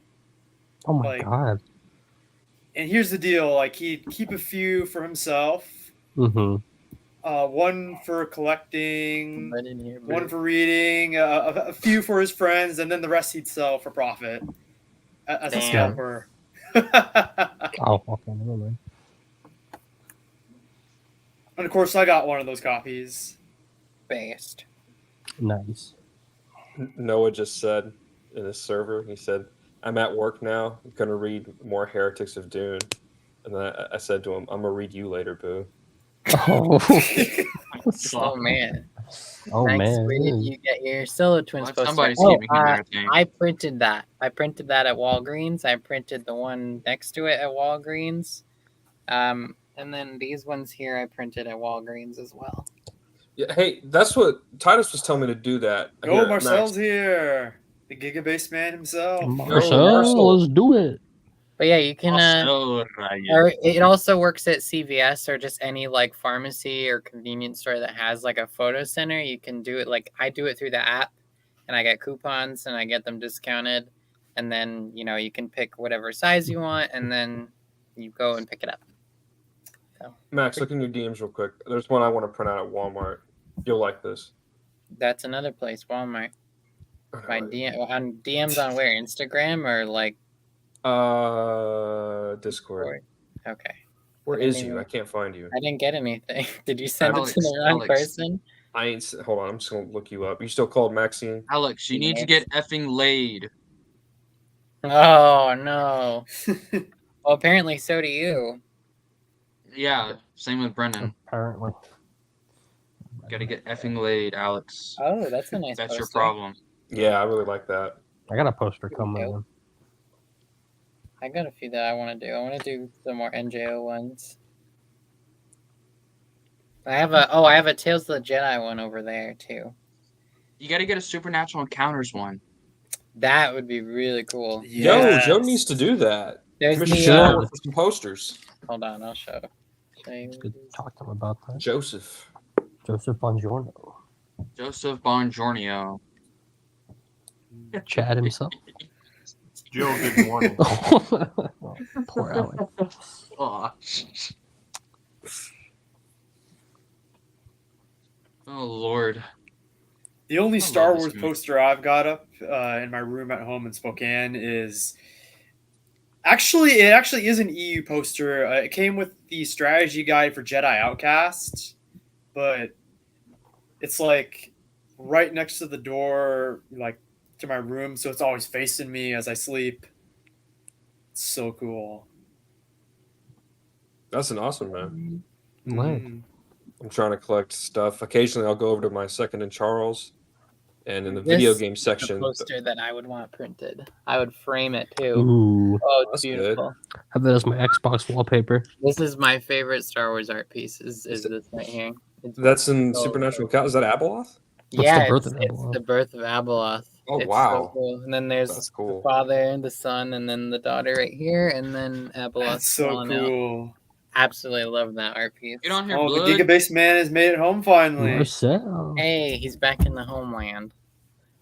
He's back in old Canada. The motherland. The good old land of A. The fatherland. Yeah. What was I saying? Oh yeah, I go like in Second and Charles. I go over to the video game section, the PS2 section and the Wii section. See if I can find old Star Wars games there.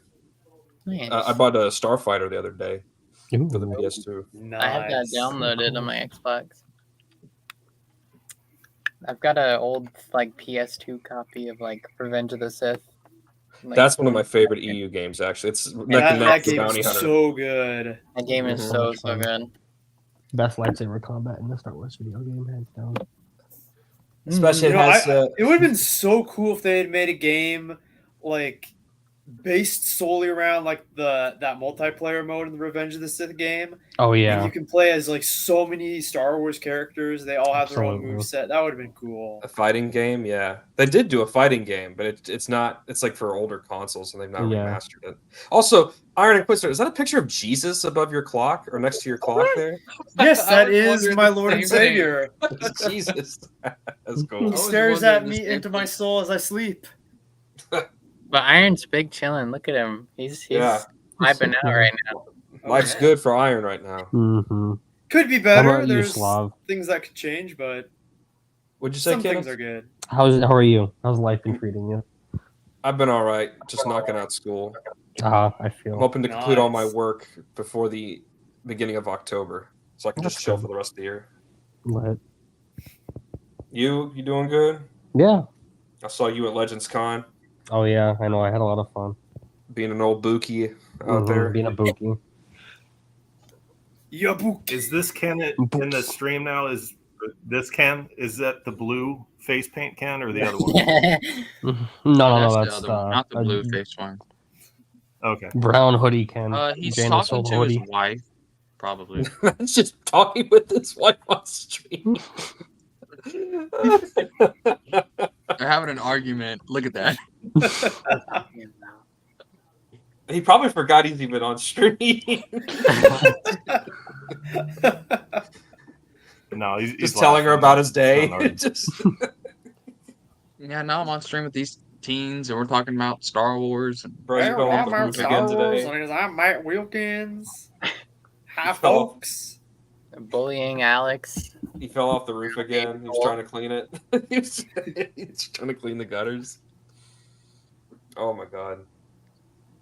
Titus, when are you gonna get Oh my goodness.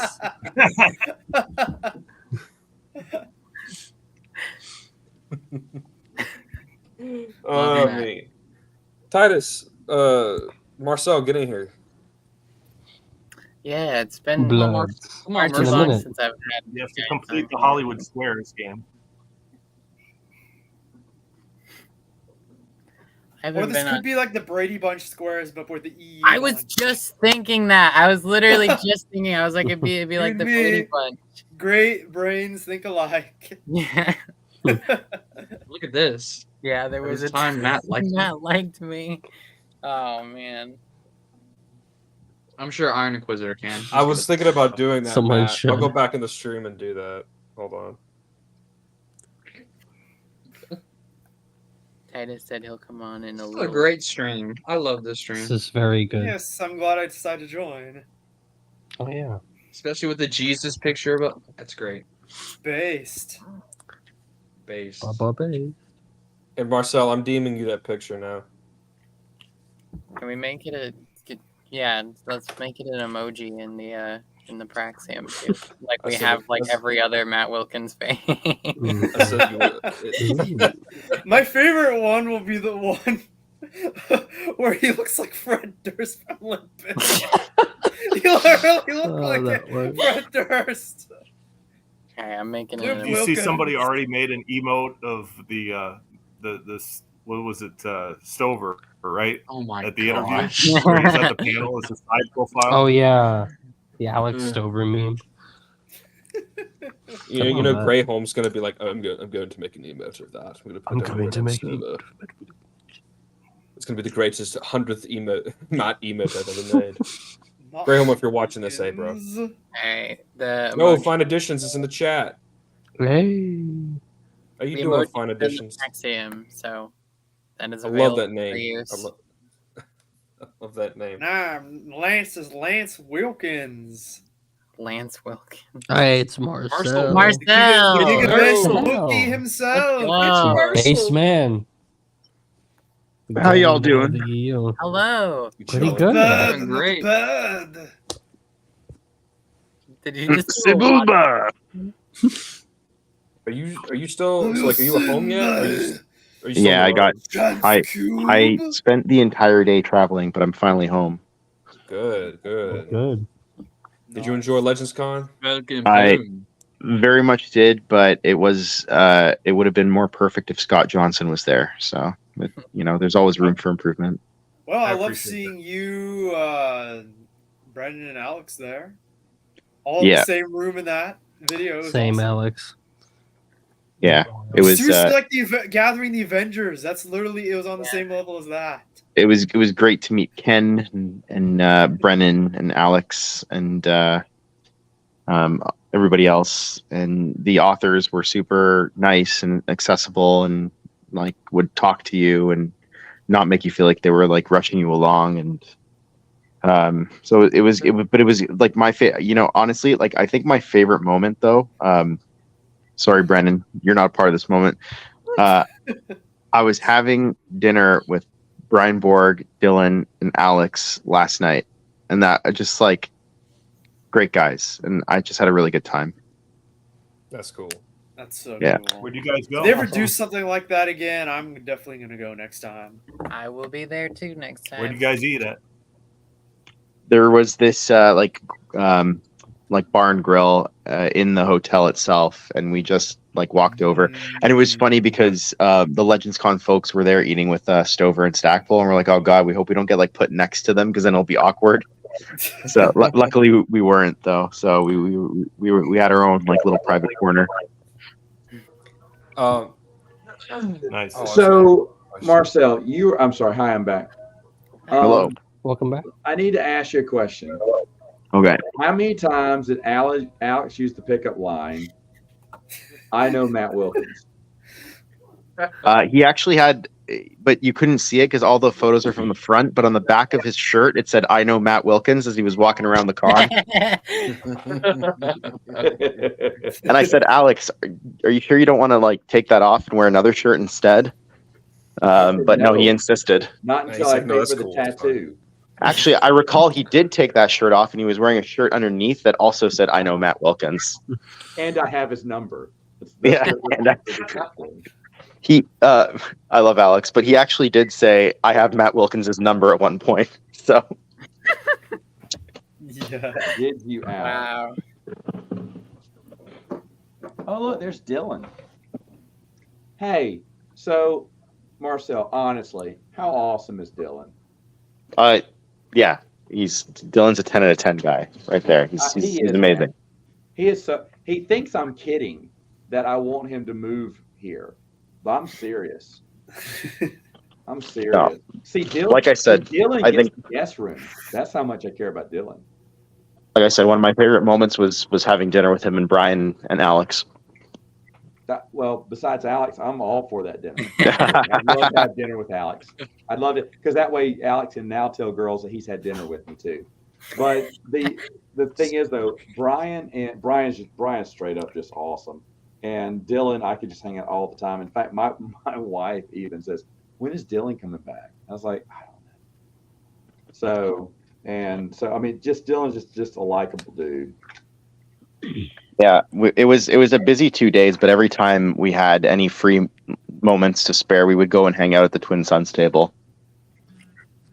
Yeah, I would have been there at any time. Oh wait, this is a picture here. Oh, this is the picture of y'all with Dylan. Where? Oh, look. He's deep in thought. Very inquisitive. Yeah. Look at that man. You could chisel a statue out of stone. You'd want it naked, of course, but so awesome. Brian, you cannot tell, but honestly, one of the most entertaining people you'll ever talk to. Why can't you tell? And then this guy. This is good. This is going to be a famous picture of the three of y'all together. Oh, I've never seen that picture We are before. definitely That'll making be in memes the out of history that. book. Alex had nothing to yes. do better with his time, so he just took a picture of the three of y'all because he's a creeper. Hey, That'll be in the Look history at there. Oh, Dylan. Oh, Dylan has showed up. Dylan. I've got it. Oh, Okay. welcome. Not only was Alex and Brennan were so distracted by their own little conversation at one point, and I have a picture of it. I showed it on the Discords. They had Michael Stackpole to their left, just standing there on his phone, and Abel G. Pena on their right, also just standing there, just kind of looking around. And there was the two of them were just having this conversation in their own little world, completely oblivious as to who was right next to them. Lance, hit me. Oh, No. Lance, Yeah, that's pretty funny.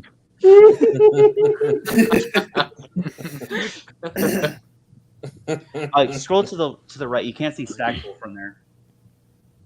It's a great That's picture. cool. Y'all sent me that. I started laughing.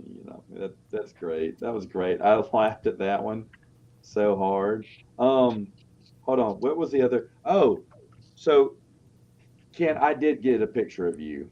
So you're wearing a wonderful Sword of the Jedi pullover. He was, yeah, he was. That It was really. in spirit. And you can grow facial hair, which is more than I can say. So awesome. He's not even he doesn't even hear me. We can talk. Oh, about I that. can. Oh, sorry, there he is. No, I'm here. I'm just listening. Anyway, though, yeah, you look a lot taller. Hey guys. Hi, Hey, Nazo. Nazo. What's up, Nazo? How you doing? Go Naz. Did It was also a highlight meeting Nazo. Great guy. Oh yeah. Oh, Oh yeah. yeah, no, it was. I met Dylan for the first time there, and I had no idea he was already in a couple servers. So, what's up, Oh, dude? man, Dylan. Hello. Dylan's a great guy. Oh, Dylan's here. Dylan's all right. Yeah, he's got a crimson. By the way, Mr. Wilkins, sir, this is my first time physically talking to you. Oh, Everybody- well, Alex knows me. So if you need anything, just reach out to him.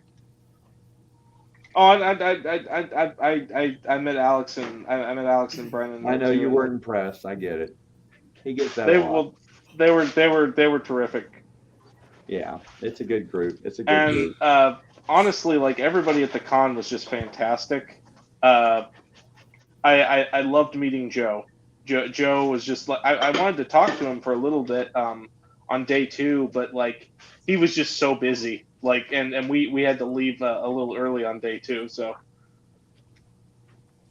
Yeah, Joe's just a fantastic person.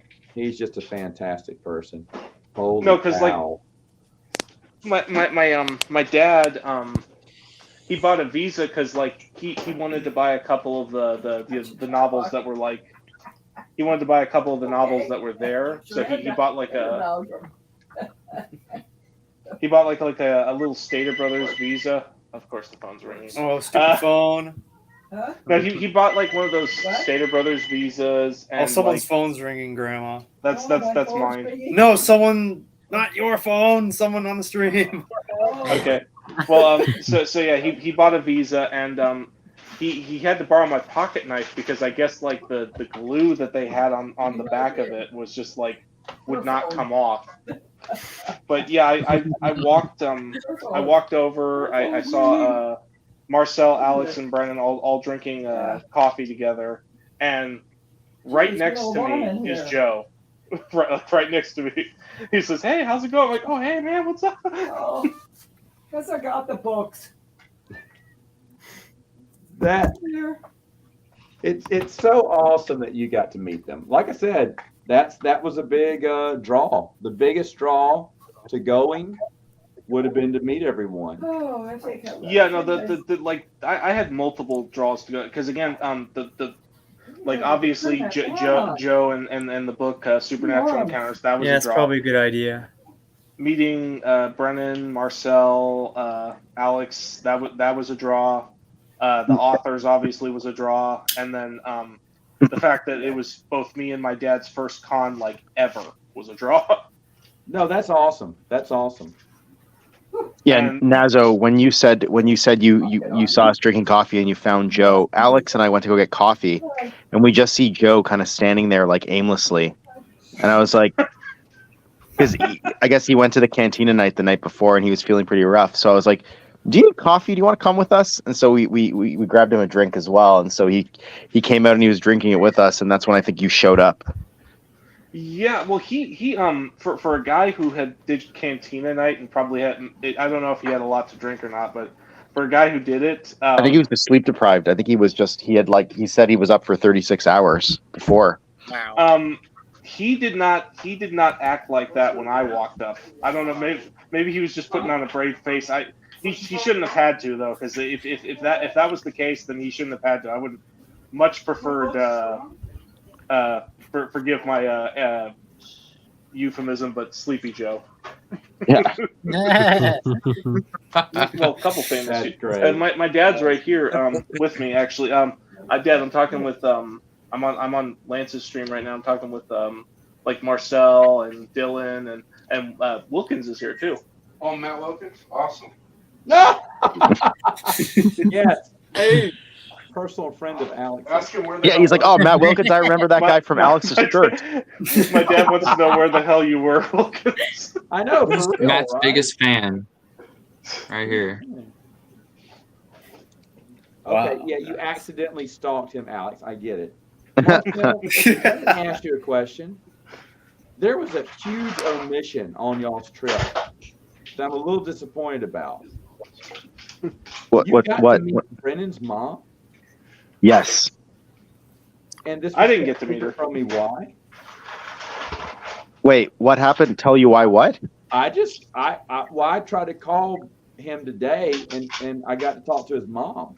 And I was like, "What is she doing there?" He went, "Well, she was there." I was like, "She was there, She was there. providing drinks." As I said to Brennan yesterday, his mom was the real MVP. Yeah, thanks for giving I her. love how that's echoing on someone else's.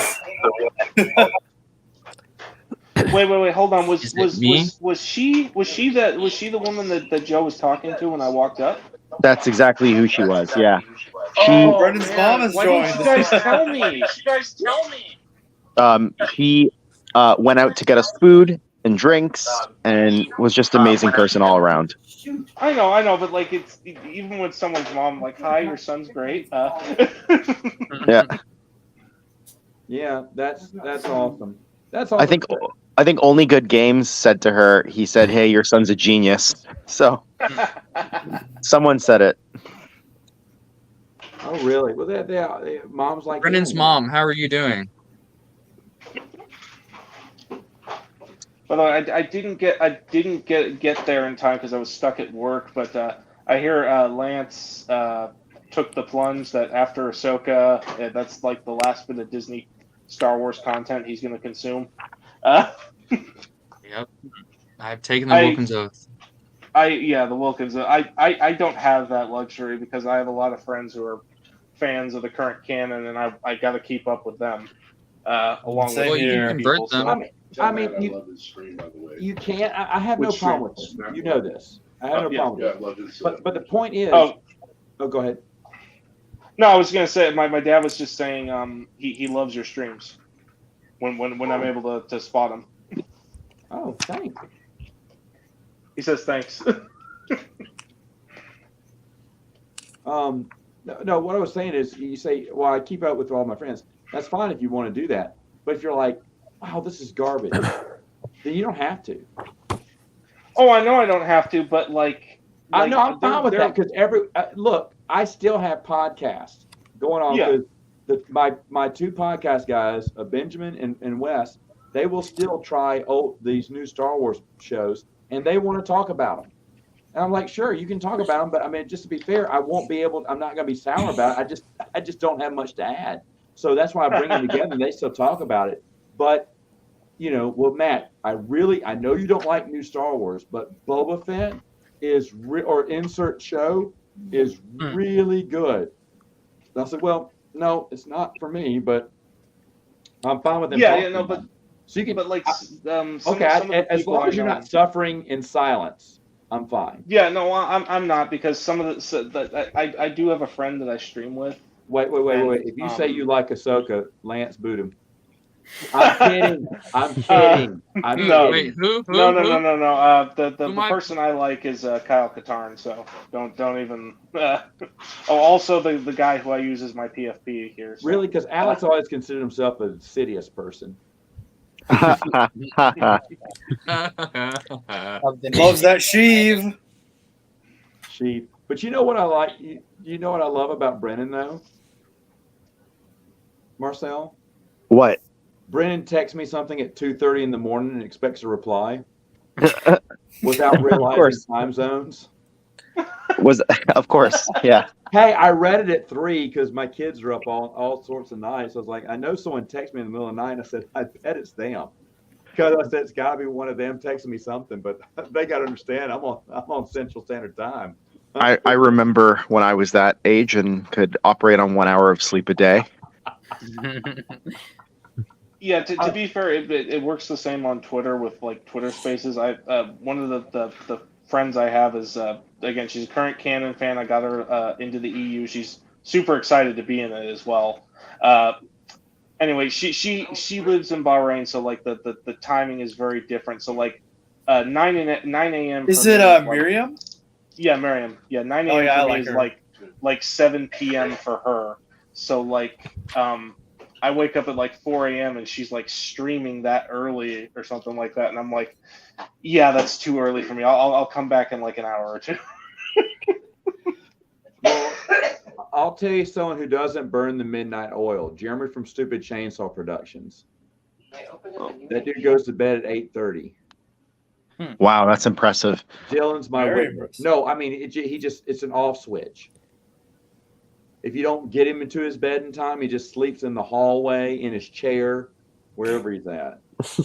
Yeah, Brennan and I did a video recently with Callum Johns, Yeah, I and saw that. and trying to coordinate time zones with someone in Australia was not easy. I think we had to wake up at 6 a.m. and stream. Oh wow.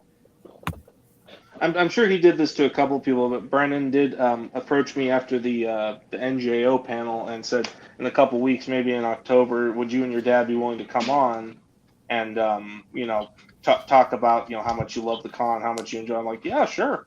I don't see why not. But have to figure out a good time zone because when my dad's not working and I'm not working, just a good time. Nazo, I just want to reiterate, your dad, amazing guy. Like I had a chance to speak to him outside the con in the courtyard, and just like what a great guy. So shout out to your dad. Marcel's talking nice about you right now. He says you're a great guy. Also, Marcel, tell him I said hello. Also, he can hear you. Yeah, no, that's fine. Thank your dad for holding my box of Michael Stackpole's books while I was frantically looking for Yoda Dark Rendezvous when it was underneath. Oh yeah, I remember. Yeah, you were. Dylan was in line. He was like right behind me, and he was looking for Yoda Dark Rendezvous. And my dad stood next to me in line during the Stackpole one, and we were just. He was holding Dylan's box until Dylan got back, only to find out Yoda Dark Rendezvous was already in his box. Yeah, it was underneath the Union. I couldn't.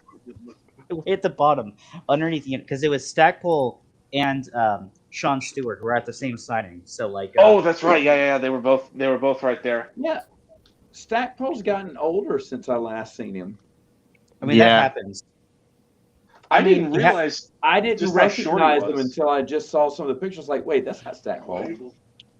No, I'm not talking about. Well, yeah, Abel was short too, but I didn't realize just how short Stackpole was. Okay, who was it? Does anyone remember who was it that right after we all went to Joe's Supernatural Encounter panel, and right after there was like an author panel, a bunch of authors that like basically yelled out like in the panel room, "I can't believe how short Barbara Hamley was," while Barbara Hamley was like 5 feet behind him. Does anyone remember who that was? Oh, I didn't hear that. But you know what? I don't know what I would have loved to have met her. Obviously. I did meet her, and honestly, like I was pretty honest with her. I'm like, I felt so bad for Callista because I'm Matt in that particular. I don't always agree with some of your takes, but like, one thing I did agree on. Callista deserved better. Oh yeah. Hashtag justice. She did. But she deserves so much better. Let me ask you this. Now that you've met Barbara Hamley, to be fair, do you think you're going to look on her books with a kinder light? Sometimes that it matters when you meet the person. Yeah, definitely. Because I was not always like the biggest fan of like some of the work that Randy did, Randy Stradley. But like after getting everything like, and he was so gracious. He signed like I brought a bunch of stuff to his panel, and he signed all of it. And I'm definitely looking at him in a kinder light now. Yeah. So let me just the guys that went. Did y'all have any? Just like, wow, this is a much nicer person than I thought. Yeah, I had that with Jason Fry. Despite the timeline complaint he had on Twitter before, like he was just so nice and genuine, as far as I'm aware. And I actually got him to follow my friend Miriam Skywalker, because I said like she's a fan of the EU and she's a fan of the current canon. And I said if you bring up like any factor, I guarantee you she will like just absolutely like any Star Wars factor, she will just absolutely love it. Dylan, did you hear my Jason Fry impersonation earlier on the stream? No, I was working on a video. Oh, okay. Oh, Dylan. Yes, it's on my channel. It's really bad. You shouldn't watch it. But it's What are you talking about? I'm gonna watch Dylan, it. send me the Great. link to your channel so I can subscribe to it when you get a minute on Discord. I'll put it in the private chat here. There you go. Ooh, Anyway, private chat. one thing that it wasn't so much like that like it was kindness, was one thing I didn't expect was when I was talking to Sean Stewart, he had no idea how much people loved his work. Like he seemed to think he came in thinking, I'm pretty sure he came in thinking that he No was one like, will know who I am. yeah, he was a one-off like failed author that like no one really appreciated. And like you were saying, he was paired up with Stackpole, right? Every single person that had something to sign for Stackpole also had Yoda Dark Rendezvous with them, and they would go up to him. They'd go up to him first because Stackpole would be signing like 4 or 5 different things because he'd written so much back in the day. But everyone like would immediately come up to Sean Stewart and be like, "Thank you for writing this." Like, you may have only had one shot at it, because I think he even said that like he wrote his book and like he just never got a call back to write anything else. And yeah, everyone was super like welcoming to him and like very appreciative. I remember telling him about how Yoda Dark Rendezvous was like at Twin Sun such a big favorite of like when we go to events, kids pick it up all the time.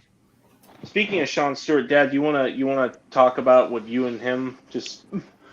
Okay. Just briefly, Sean and Stewart and myself had pretty similar circumstances growing up as kids, with our parents splitting up around the same age group, and the challenges we had about not having the father around, and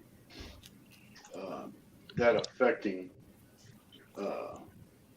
our development in the beginning, but then realizing later on how important a father was to have in the home and to have a relationship with. And yeah, even though we come from different walks of life, different kind of career, the guy is just off the earth. He's just a normal, regular person, and he realizes what he can and can't do. He knows what he can't do, and he knows what he can do. And he had his chance at hard-working, blue collar type work, and he says that some of the stuff he did was just way too hard, and it wasn't for him. But yeah, we shared back and forth. He was signing my book, and it took us 15 minutes because we were a conversation in between, and I just told him to put whatever he wanted to, but he basically, he said I was his friend, and that we connected. So we'll be talking in the future. That's awesome. But yeah, that's kind of. Matt says that's awesome. Sorry, I've got a headphone in my ear, so he can't. No, that's fine. You can tell him whatever. I can take it out so you can hear what they say. All right, well, whatever you want to do, whatever they're good with. Yeah, just give me a minute. Absolutely incredible. I'll restrain Dylan from cussing.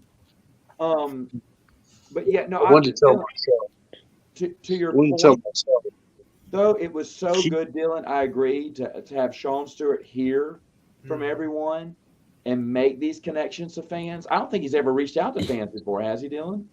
See, I don't know. I don't know what his history with cons and panels have been. But that's just the kind of what I got. Like, he didn't say that. That's just kind of like the feeling I got from him. So Sean Stewart has never been to a fan convention like that as a special guest, and he was worried about going because he didn't know that there would be a reception for him. He didn't think his book that he wrote was worth anything, that people read it, because he thought his contribution wasn't that big. Wow. Yeah, I know I say that Joe was like the MVP for me, but like Sean Stewart was the other MVP. Like, he wrote similar to Nazo's dad. Like, I had a really good conversation with him, and he wrote a very personal message in my Yoda Dark Rendezvous, and just brought me to tears when I read it afterwards, like later that night. Yeah. And yeah, I just thought like what a great guy. Like, he just easily makes human connections, and I talked to him about a non-Star Wars book that he wrote that I read before the con, like right before the con. What book was that? It's called Nobody's Son, and it's again, it talks about like the same themes that Nazo's dad just talked about, that he had that conversation with Sean Stewart.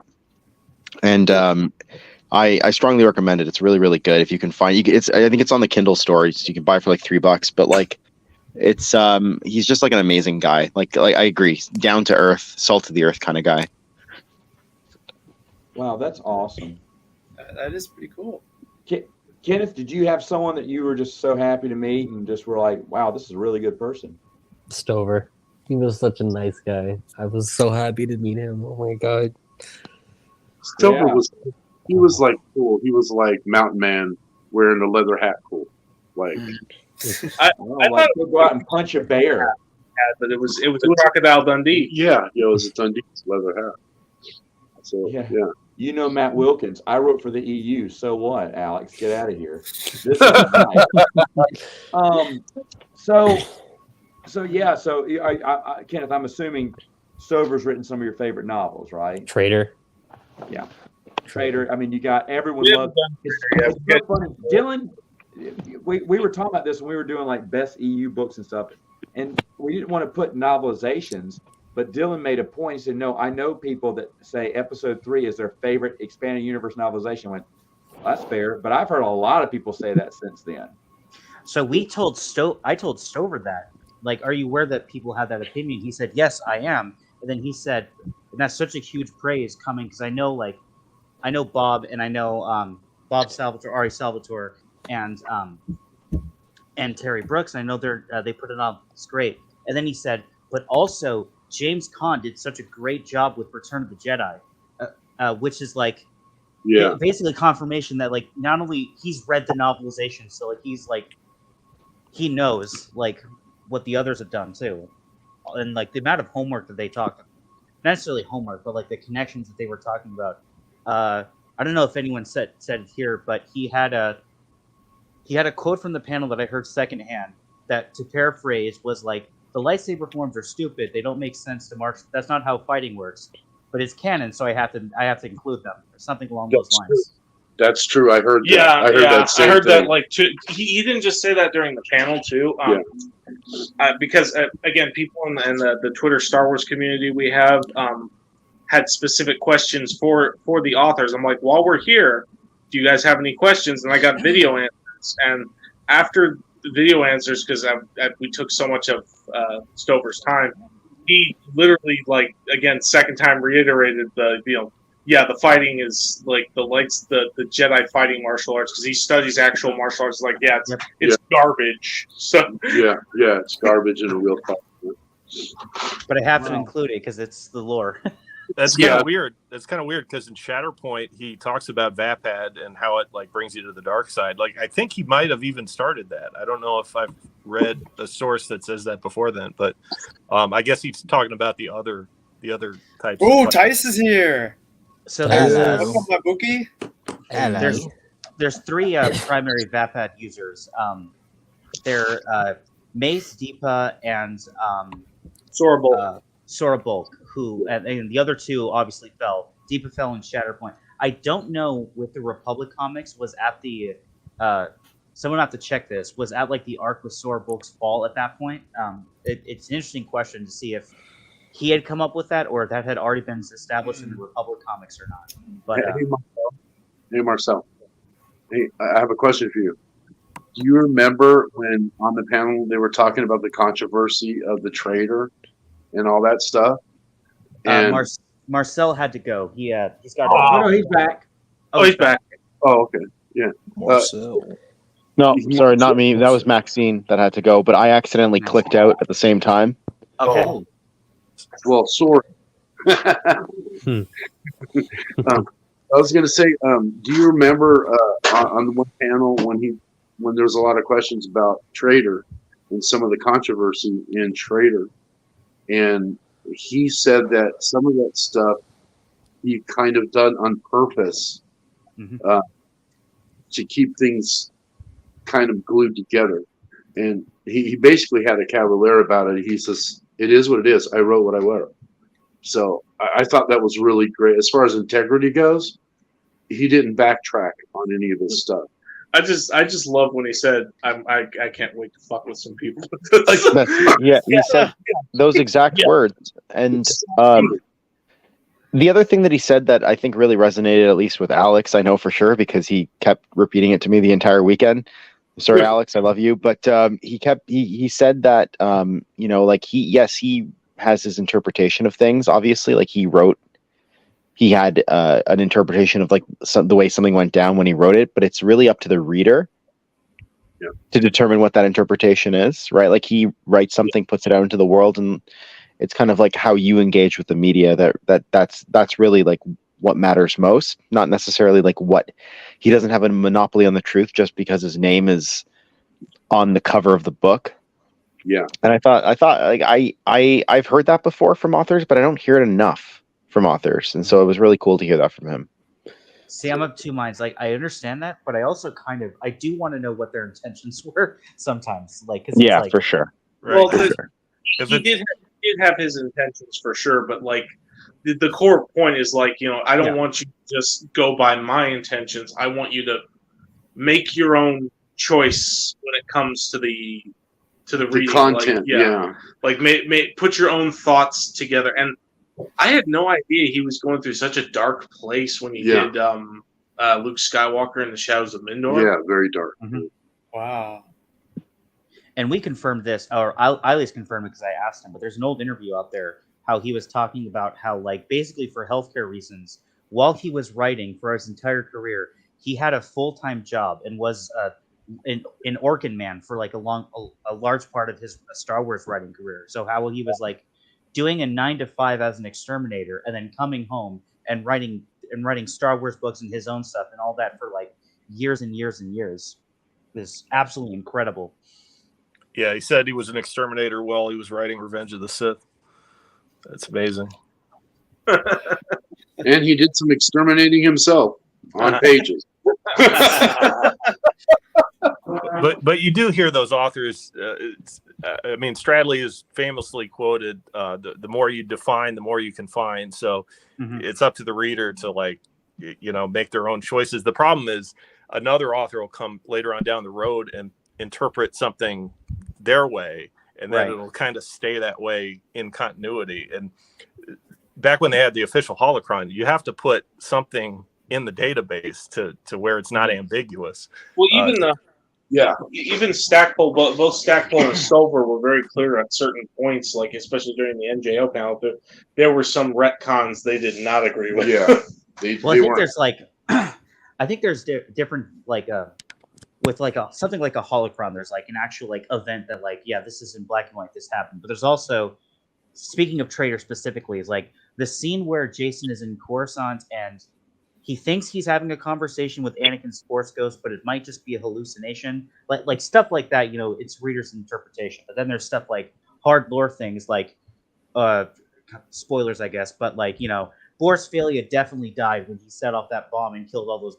Like that's like there's no interpretation there, right? It's like, yeah, he definitely died and blew that up. So there's like there's like the hard lore, and then there's like the interpretations of. Maybe that was this, maybe that was that, Sure. And then you have the Force and Destiny core rule book that, these RPG writers, it's always ambiguous. They'll never give you a straight answer. And depending upon how you ask the question, sometimes they'll answer it in different ways. So it's kind of frustrating as a fan. What do you mean? Christy Golden never wrote Sword of the Jedi. So a funny thing. Oh, she definitely did. I don't know if I told this on a stream, but I definitely told it to some time. When Stackpole came by the booth, the Twin Sons booth for a while, the very last thing I asked him was like, so you don't have to answer this if you don't know, if you don't want to, but I have to know, do you remember whose idea it was to put Boris Phalia in charge of the New Republic during New Jedi Order? Ooh. And he said he didn't. He thinks it may have been Lucino, but he's not sure. He didn't, though. They said it sounded like Luceno. I remember that. They weren't sure. There was one question I had to ask Stover because it had been bugging me for a while. I'm sure you guys already knew the answer to this, but like, because after Karen Travis left, he was supposed to do Imperial Commando too, and I asked him like how did that go down? Basically, he says, well, while I was writing it, I got really sick, like really sick, so he couldn't finish the novel. It got canceled. There was hurt feelings on both sides, sort of thing. It parted ways, and he then told me specifically, he's like, with all the storylines that were going on, and there were a lot by Imperial Commando, with all the storylines going on in there was no way he would have been able to finish it properly, even if he was well. Mm-hmm. But that's actually a thing, kind of spinning off that. That's actually the thing Joe talked about in his Supernatural Encounters one, is that like the nice thing about it being like sort of pseudo-canceled with the decanonization and gave him the time was that he actually had the time to properly look up and like actually make sure everything fit within continuity. That like, unfortunately, when you have a publishing schedule, you sometimes just don't have that time to, as an author or an editor, even to do that research and to look into every single reference to make sure everything fits. That's true, and that's why it ended up 1,100 pages, because he had so much time to fill it out. But and then I don't know who said, was it Stover or sorry, Stewart that said like gave some context into Dark Rendezvous that he had like 4 months or something to write it. Am I correct on that? Does anyone remember? Yes, you were correct on that. Okay. Sounds right. I wonder if Sean Stewart got to read Escape from Dagu, because that supposedly was written before Yoda Dark Rendezvous, and he did have to look at like the Republic comics. There's a lot of references to Clone Wars multimedia projects. I have a feeling like he read at least the other Clone Wars novels. So probably Escape from Dagu, if he got an advanced reader copy or something like that. I bet he knows something. To that question, wait, real quickly, Nazo. To that question, Scott, like we don't know about that. He didn't say anything, but we did hear from Michael Kogi that he read the first draft of the Nightfall, the first book. Ooh. Did he say how he got his hands on it? Yeah, he said that Sue Rostoni used to send him drafts of all the NJO novels for his thoughts. Yeah. Does he still have it? No, he does not have it. I think Brennan had maybe a more in-depth conversation with him as to what was in that draft, but he recalls liking it, and he said it was about Danny Quee, I believe. It was focusing on her and a reporter or something like that. And I don't know. He said like it's 20. It was, I guess it was 20 years ago now, right? That they would have read it. But he doesn't recall like anything, because we asked like, well, like did it just not fit in with the rest of the series? And he said, he recalled liking it, but I guess they decided to go like it didn't really focus on what they wanted to focus on, right? So they decided to go in a different direction. Because I know for a fact Michael Stackpole has read, like he has the re-enlistment of Baron Fell, because he wrote that with Timothy Zahn. They tried to revamp it to a comic book, and I guess that was still on the table as like an unfinished work at the 2014 decanonization. So Joe said that now that he's done Supernatural Encounters, like his next big project is going to be tracking down a lot of lost EU. Yeah. Like I think he's going to reach out to Whitman. He's going to reach out to Cunningham. He's going to reach out to Dietz, a whole bunch of people. So he has a renewed vigor to do that. And since he's within striking distance of Whitman, Joe went to go work out at the gym and challenged Whitman to Taekwondo for the rights to Star Wars fairy tales. Exactly. I mean, Star Wars fairy tales, they are out there. They are out there, just like Mulder told us. The truth is out there. Fairy tales is out there, and it's going to happen. And you know what? You think Joe doesn't look like a scrapper because he's like Mr. Rogers of the EU, but honestly, he's a biter. I don't tell me how I know that, but he's a scrapper, man. He fights. He's like Evander Holyfield, huh? Oh man, he fights dirty. So I was telling Marcel, if I got to a 10, I was going to challenge Stover to an arm wrestling contest. Oh. And 2025, if he attends, that's still on. It's going to be like a lost scene from Over the Top. Yeah. I love that movie. Guns on him though. You better watch that. Stover's got some guns on him. Oh, I'm 6'6", 250 pounds, so I think I could take him.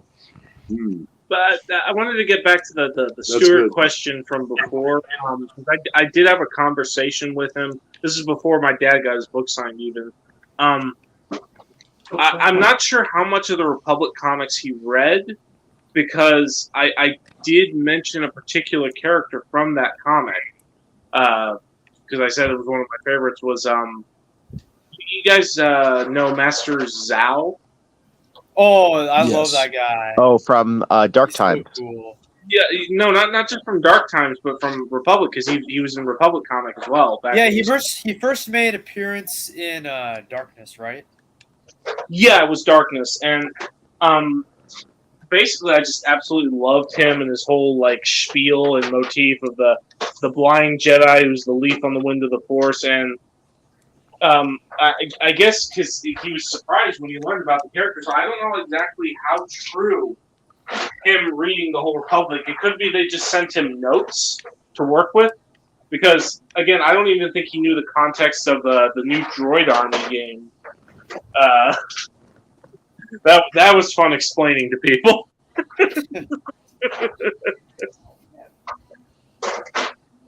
I actually have that game with me right now. It's like right over on the chair of my Game Boy Advance. That's amazing. You should for those who have yet to for those you should do a Let's Play with it for those for those who have yet to experience that story, because I've watched Let's Plays of it. It's awful, but it's still EU, so I think everybody should be able to see it. Also, I want to what's on my mind. Huge shout out, by the way, to everyone who brought books to the booth. But this guy to my left over here, Nazo, if you're wondering who at right mind would ever just willingly give up 9 of the 10 Knights of the Old Republic, but basically all of Knights of the Old Republic except for Vector to donation, it's this guy to my left over here. Like, Dylan, please don't. Please. Look, I need to shout you out, man. They were so happy when I came by, and like I actually had not only books but like comics for them too. Man. That was you? Yes. Oh man. Don't do this. Well, to be fair, I had the hardcover. Okay. So this is how it all started, basically.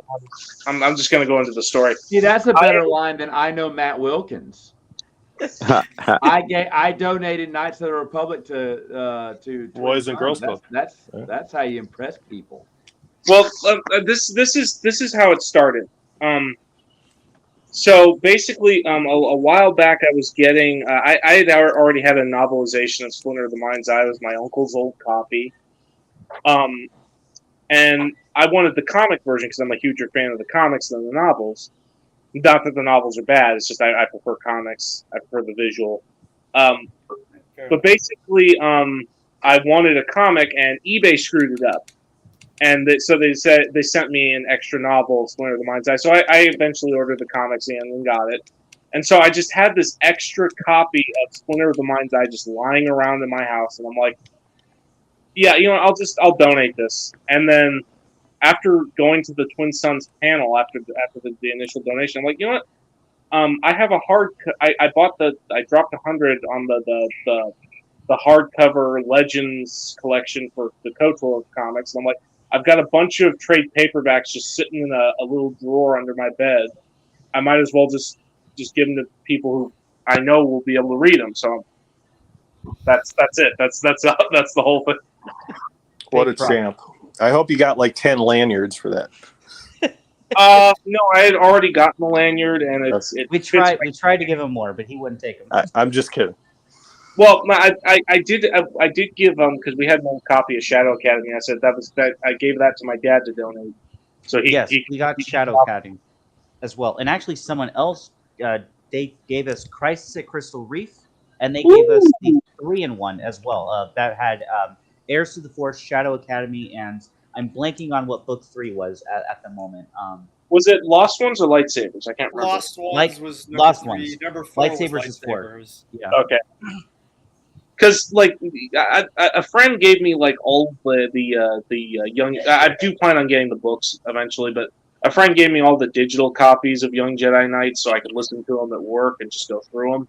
So I'm like, yeah, it's not. I'm probably never going to get around to reading this particular book, so we'll just give it away for someone who will actually read it. So. Nazo, did you end up getting a copy of Supernatural Encounters as well? I got a hard. I was right behind you in line. You should know that. Yeah, but I didn't stick around to find out whether or not you actually paid for one. Yeah, I did. And I because I wanted to get a hardcover for myself and a trade paperback for my dad, but Right. I can only afford the hardcover because I only had like $200 on me for the entire con because California sucks and it's tight. But I was able to get a score hardcover, and I asked Joe if he could hold a trade paperback for me, because I didn't get paid until today, Monday, and I'm going to see if I can contact Joe tomorrow, if at all possible, to see if I can work out a PayPal thing for $60 to have a signed trade paperback signed for my dad. I will say, trying to lug that book back over a continent was not fun. It's not fun at all. We made the joke all the time, but it's not a book; it's an encyclopedia. Yeah. Actually, I'm not even treating it as a novel. I'm treating it as like most of my other stuff, like the Ryder Wynnum books, like a lore book, basically. Yeah, I made the joke today in Lance's server. I said that or maybe it was Brennan's server. It was someone's Discord server. I said I used the book to pull a Victory class Star Destroyer out of space today because it has its own gravitational mass. No, it's a supersized book, and I haven't even started reading it because right after the con, straight back to work. And tomorrow I'm doing a space talking about it with the Twitter friends, and so I can show them the video clips. Because I got video clips and shouts out to them. So I want to share them with them tomorrow. But Nazo, if you have a picture of us together, can you send it to me on Twitter or something? Sadly, dude, I don't think you and I had time to take a picture together. I thought we took a group picture though. I don't know who has that. My dad could have it, maybe does. But Okay. if somebody else has it, track them down and see if they can send it to me on Discord or something like. Because I would absolutely love. I'm not even sure if we had a chance for a picture. That's what bothers me. I'm like, we were having so much fun, I didn't even think about it. Yeah, for sure. Because it was honestly, I do have a video of meeting you guys of Alex and Brennan and you, Marcel, and some of the others. And then Ken came a little later. I'm not sure I got him on. Oh, actually, I think I did get Ken on camera. Hey, wait, send me that video and I'll just screenshot us together. I sent the video. Well, I've recorded the video, so you won't see me on it. You'll just hear my voice. Curses. Yeah, I know. I just wasn't thinking about it because that first day I was scrambling just to get everything signed.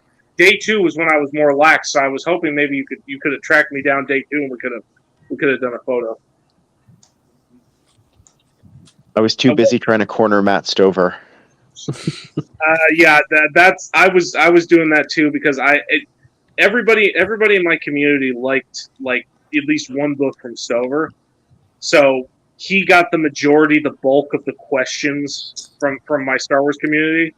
So I after he was done writing or signing everybody, I just sat by his booth waiting, kind of like the annoying kid with the backpack, basically, and he came over and we did the last minute questions, and he just again another gracious guy.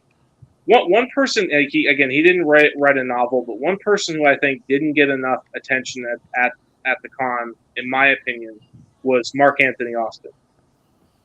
Mm-hmm. He deserved more. I had like 3 conversations with the guy, and eventually, because I had a little cash left over, and had my dad just float me like $10, so that we could buy like a signed picture from him. He was the Boba Fett guy, right?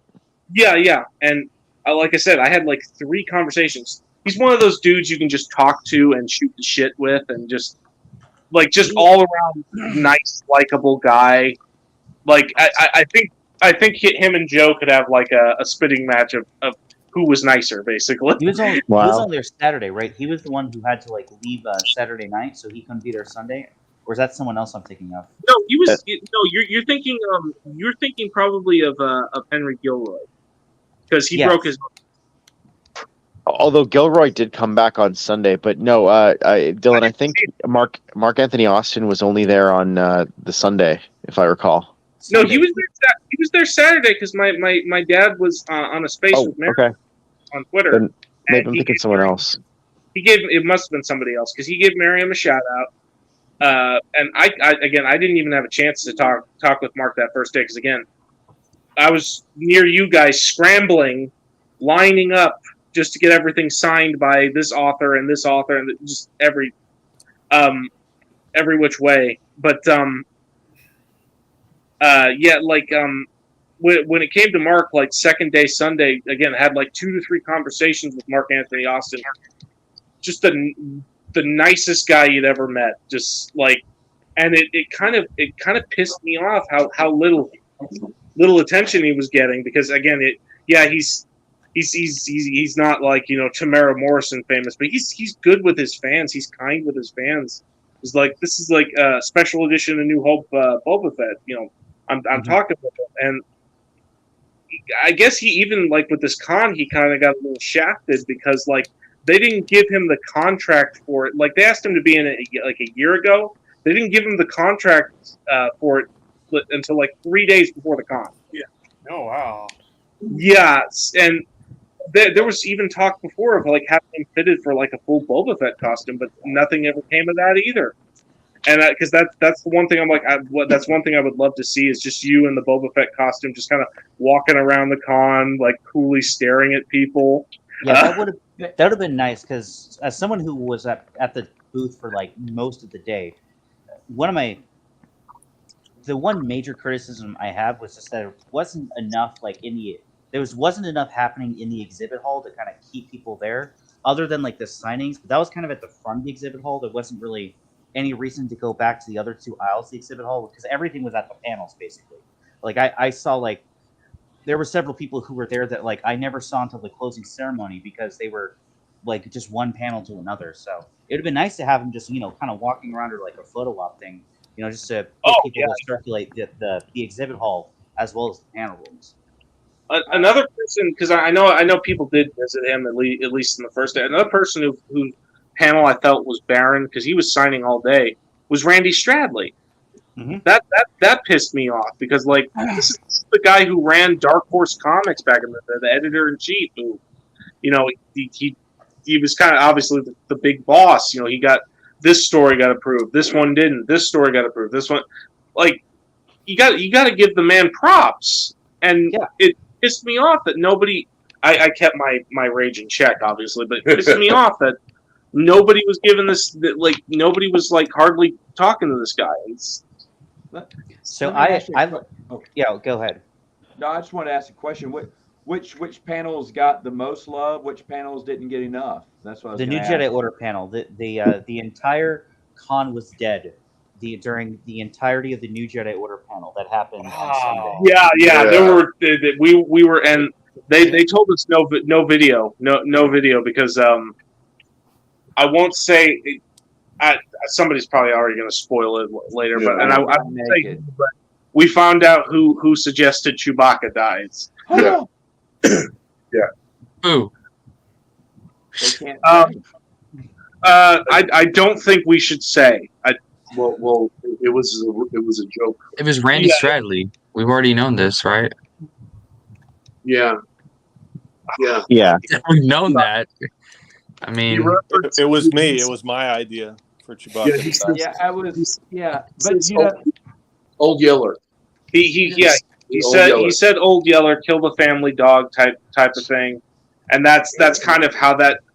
But before it was like he brought it up to Lucy Wilson, like the concept of killing off Luke, which I'm sure most know already, And apparently, the quote he got from Lucy from George was, "Thou shalt not kill Luke." Yeah, Dylan, but Dylan, do you want to? I also heard George offered him Han, and they said no.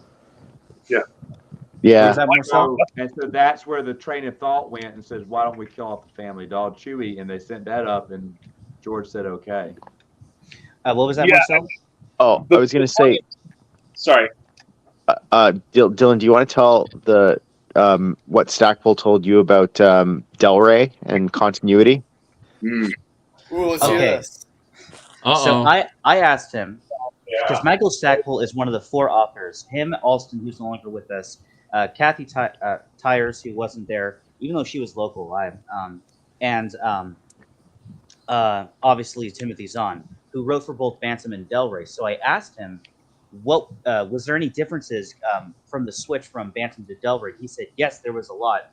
In Bantam, they were much more hands off. We were much more free to do what we wanted. And with Del Rey, it was a lot more restrictive. We had a lot more things to check off, and that was one of the things he didn't like about the Del Rey was how restrictive. Because he's talked about this before, so I'm not spilling any new beans here. But like when he wrote, or I've seen him talk about this on interviews that I've recorded, so I don't feel like I'm spilling any beans here. But when he wrote Dark Tide Onslaught, he got like a 16-page memo from Del Rey back about all the edits and changes that like they had to do and like all decisions.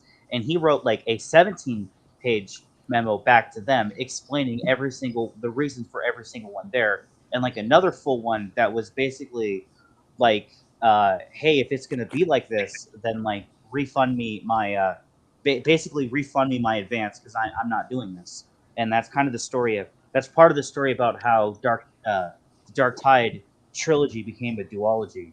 But he was very he said a lot of restrictions on it, and also he told Brian and myself that apparently Del Rey didn't want to initially reference or any of the Bantam stuff. They wanted to start fresh, and that was a thing that he was saying that at like one of the very first meetings, it was him and Lucino. They all call Lucino Jim Lucino, which I found interesting.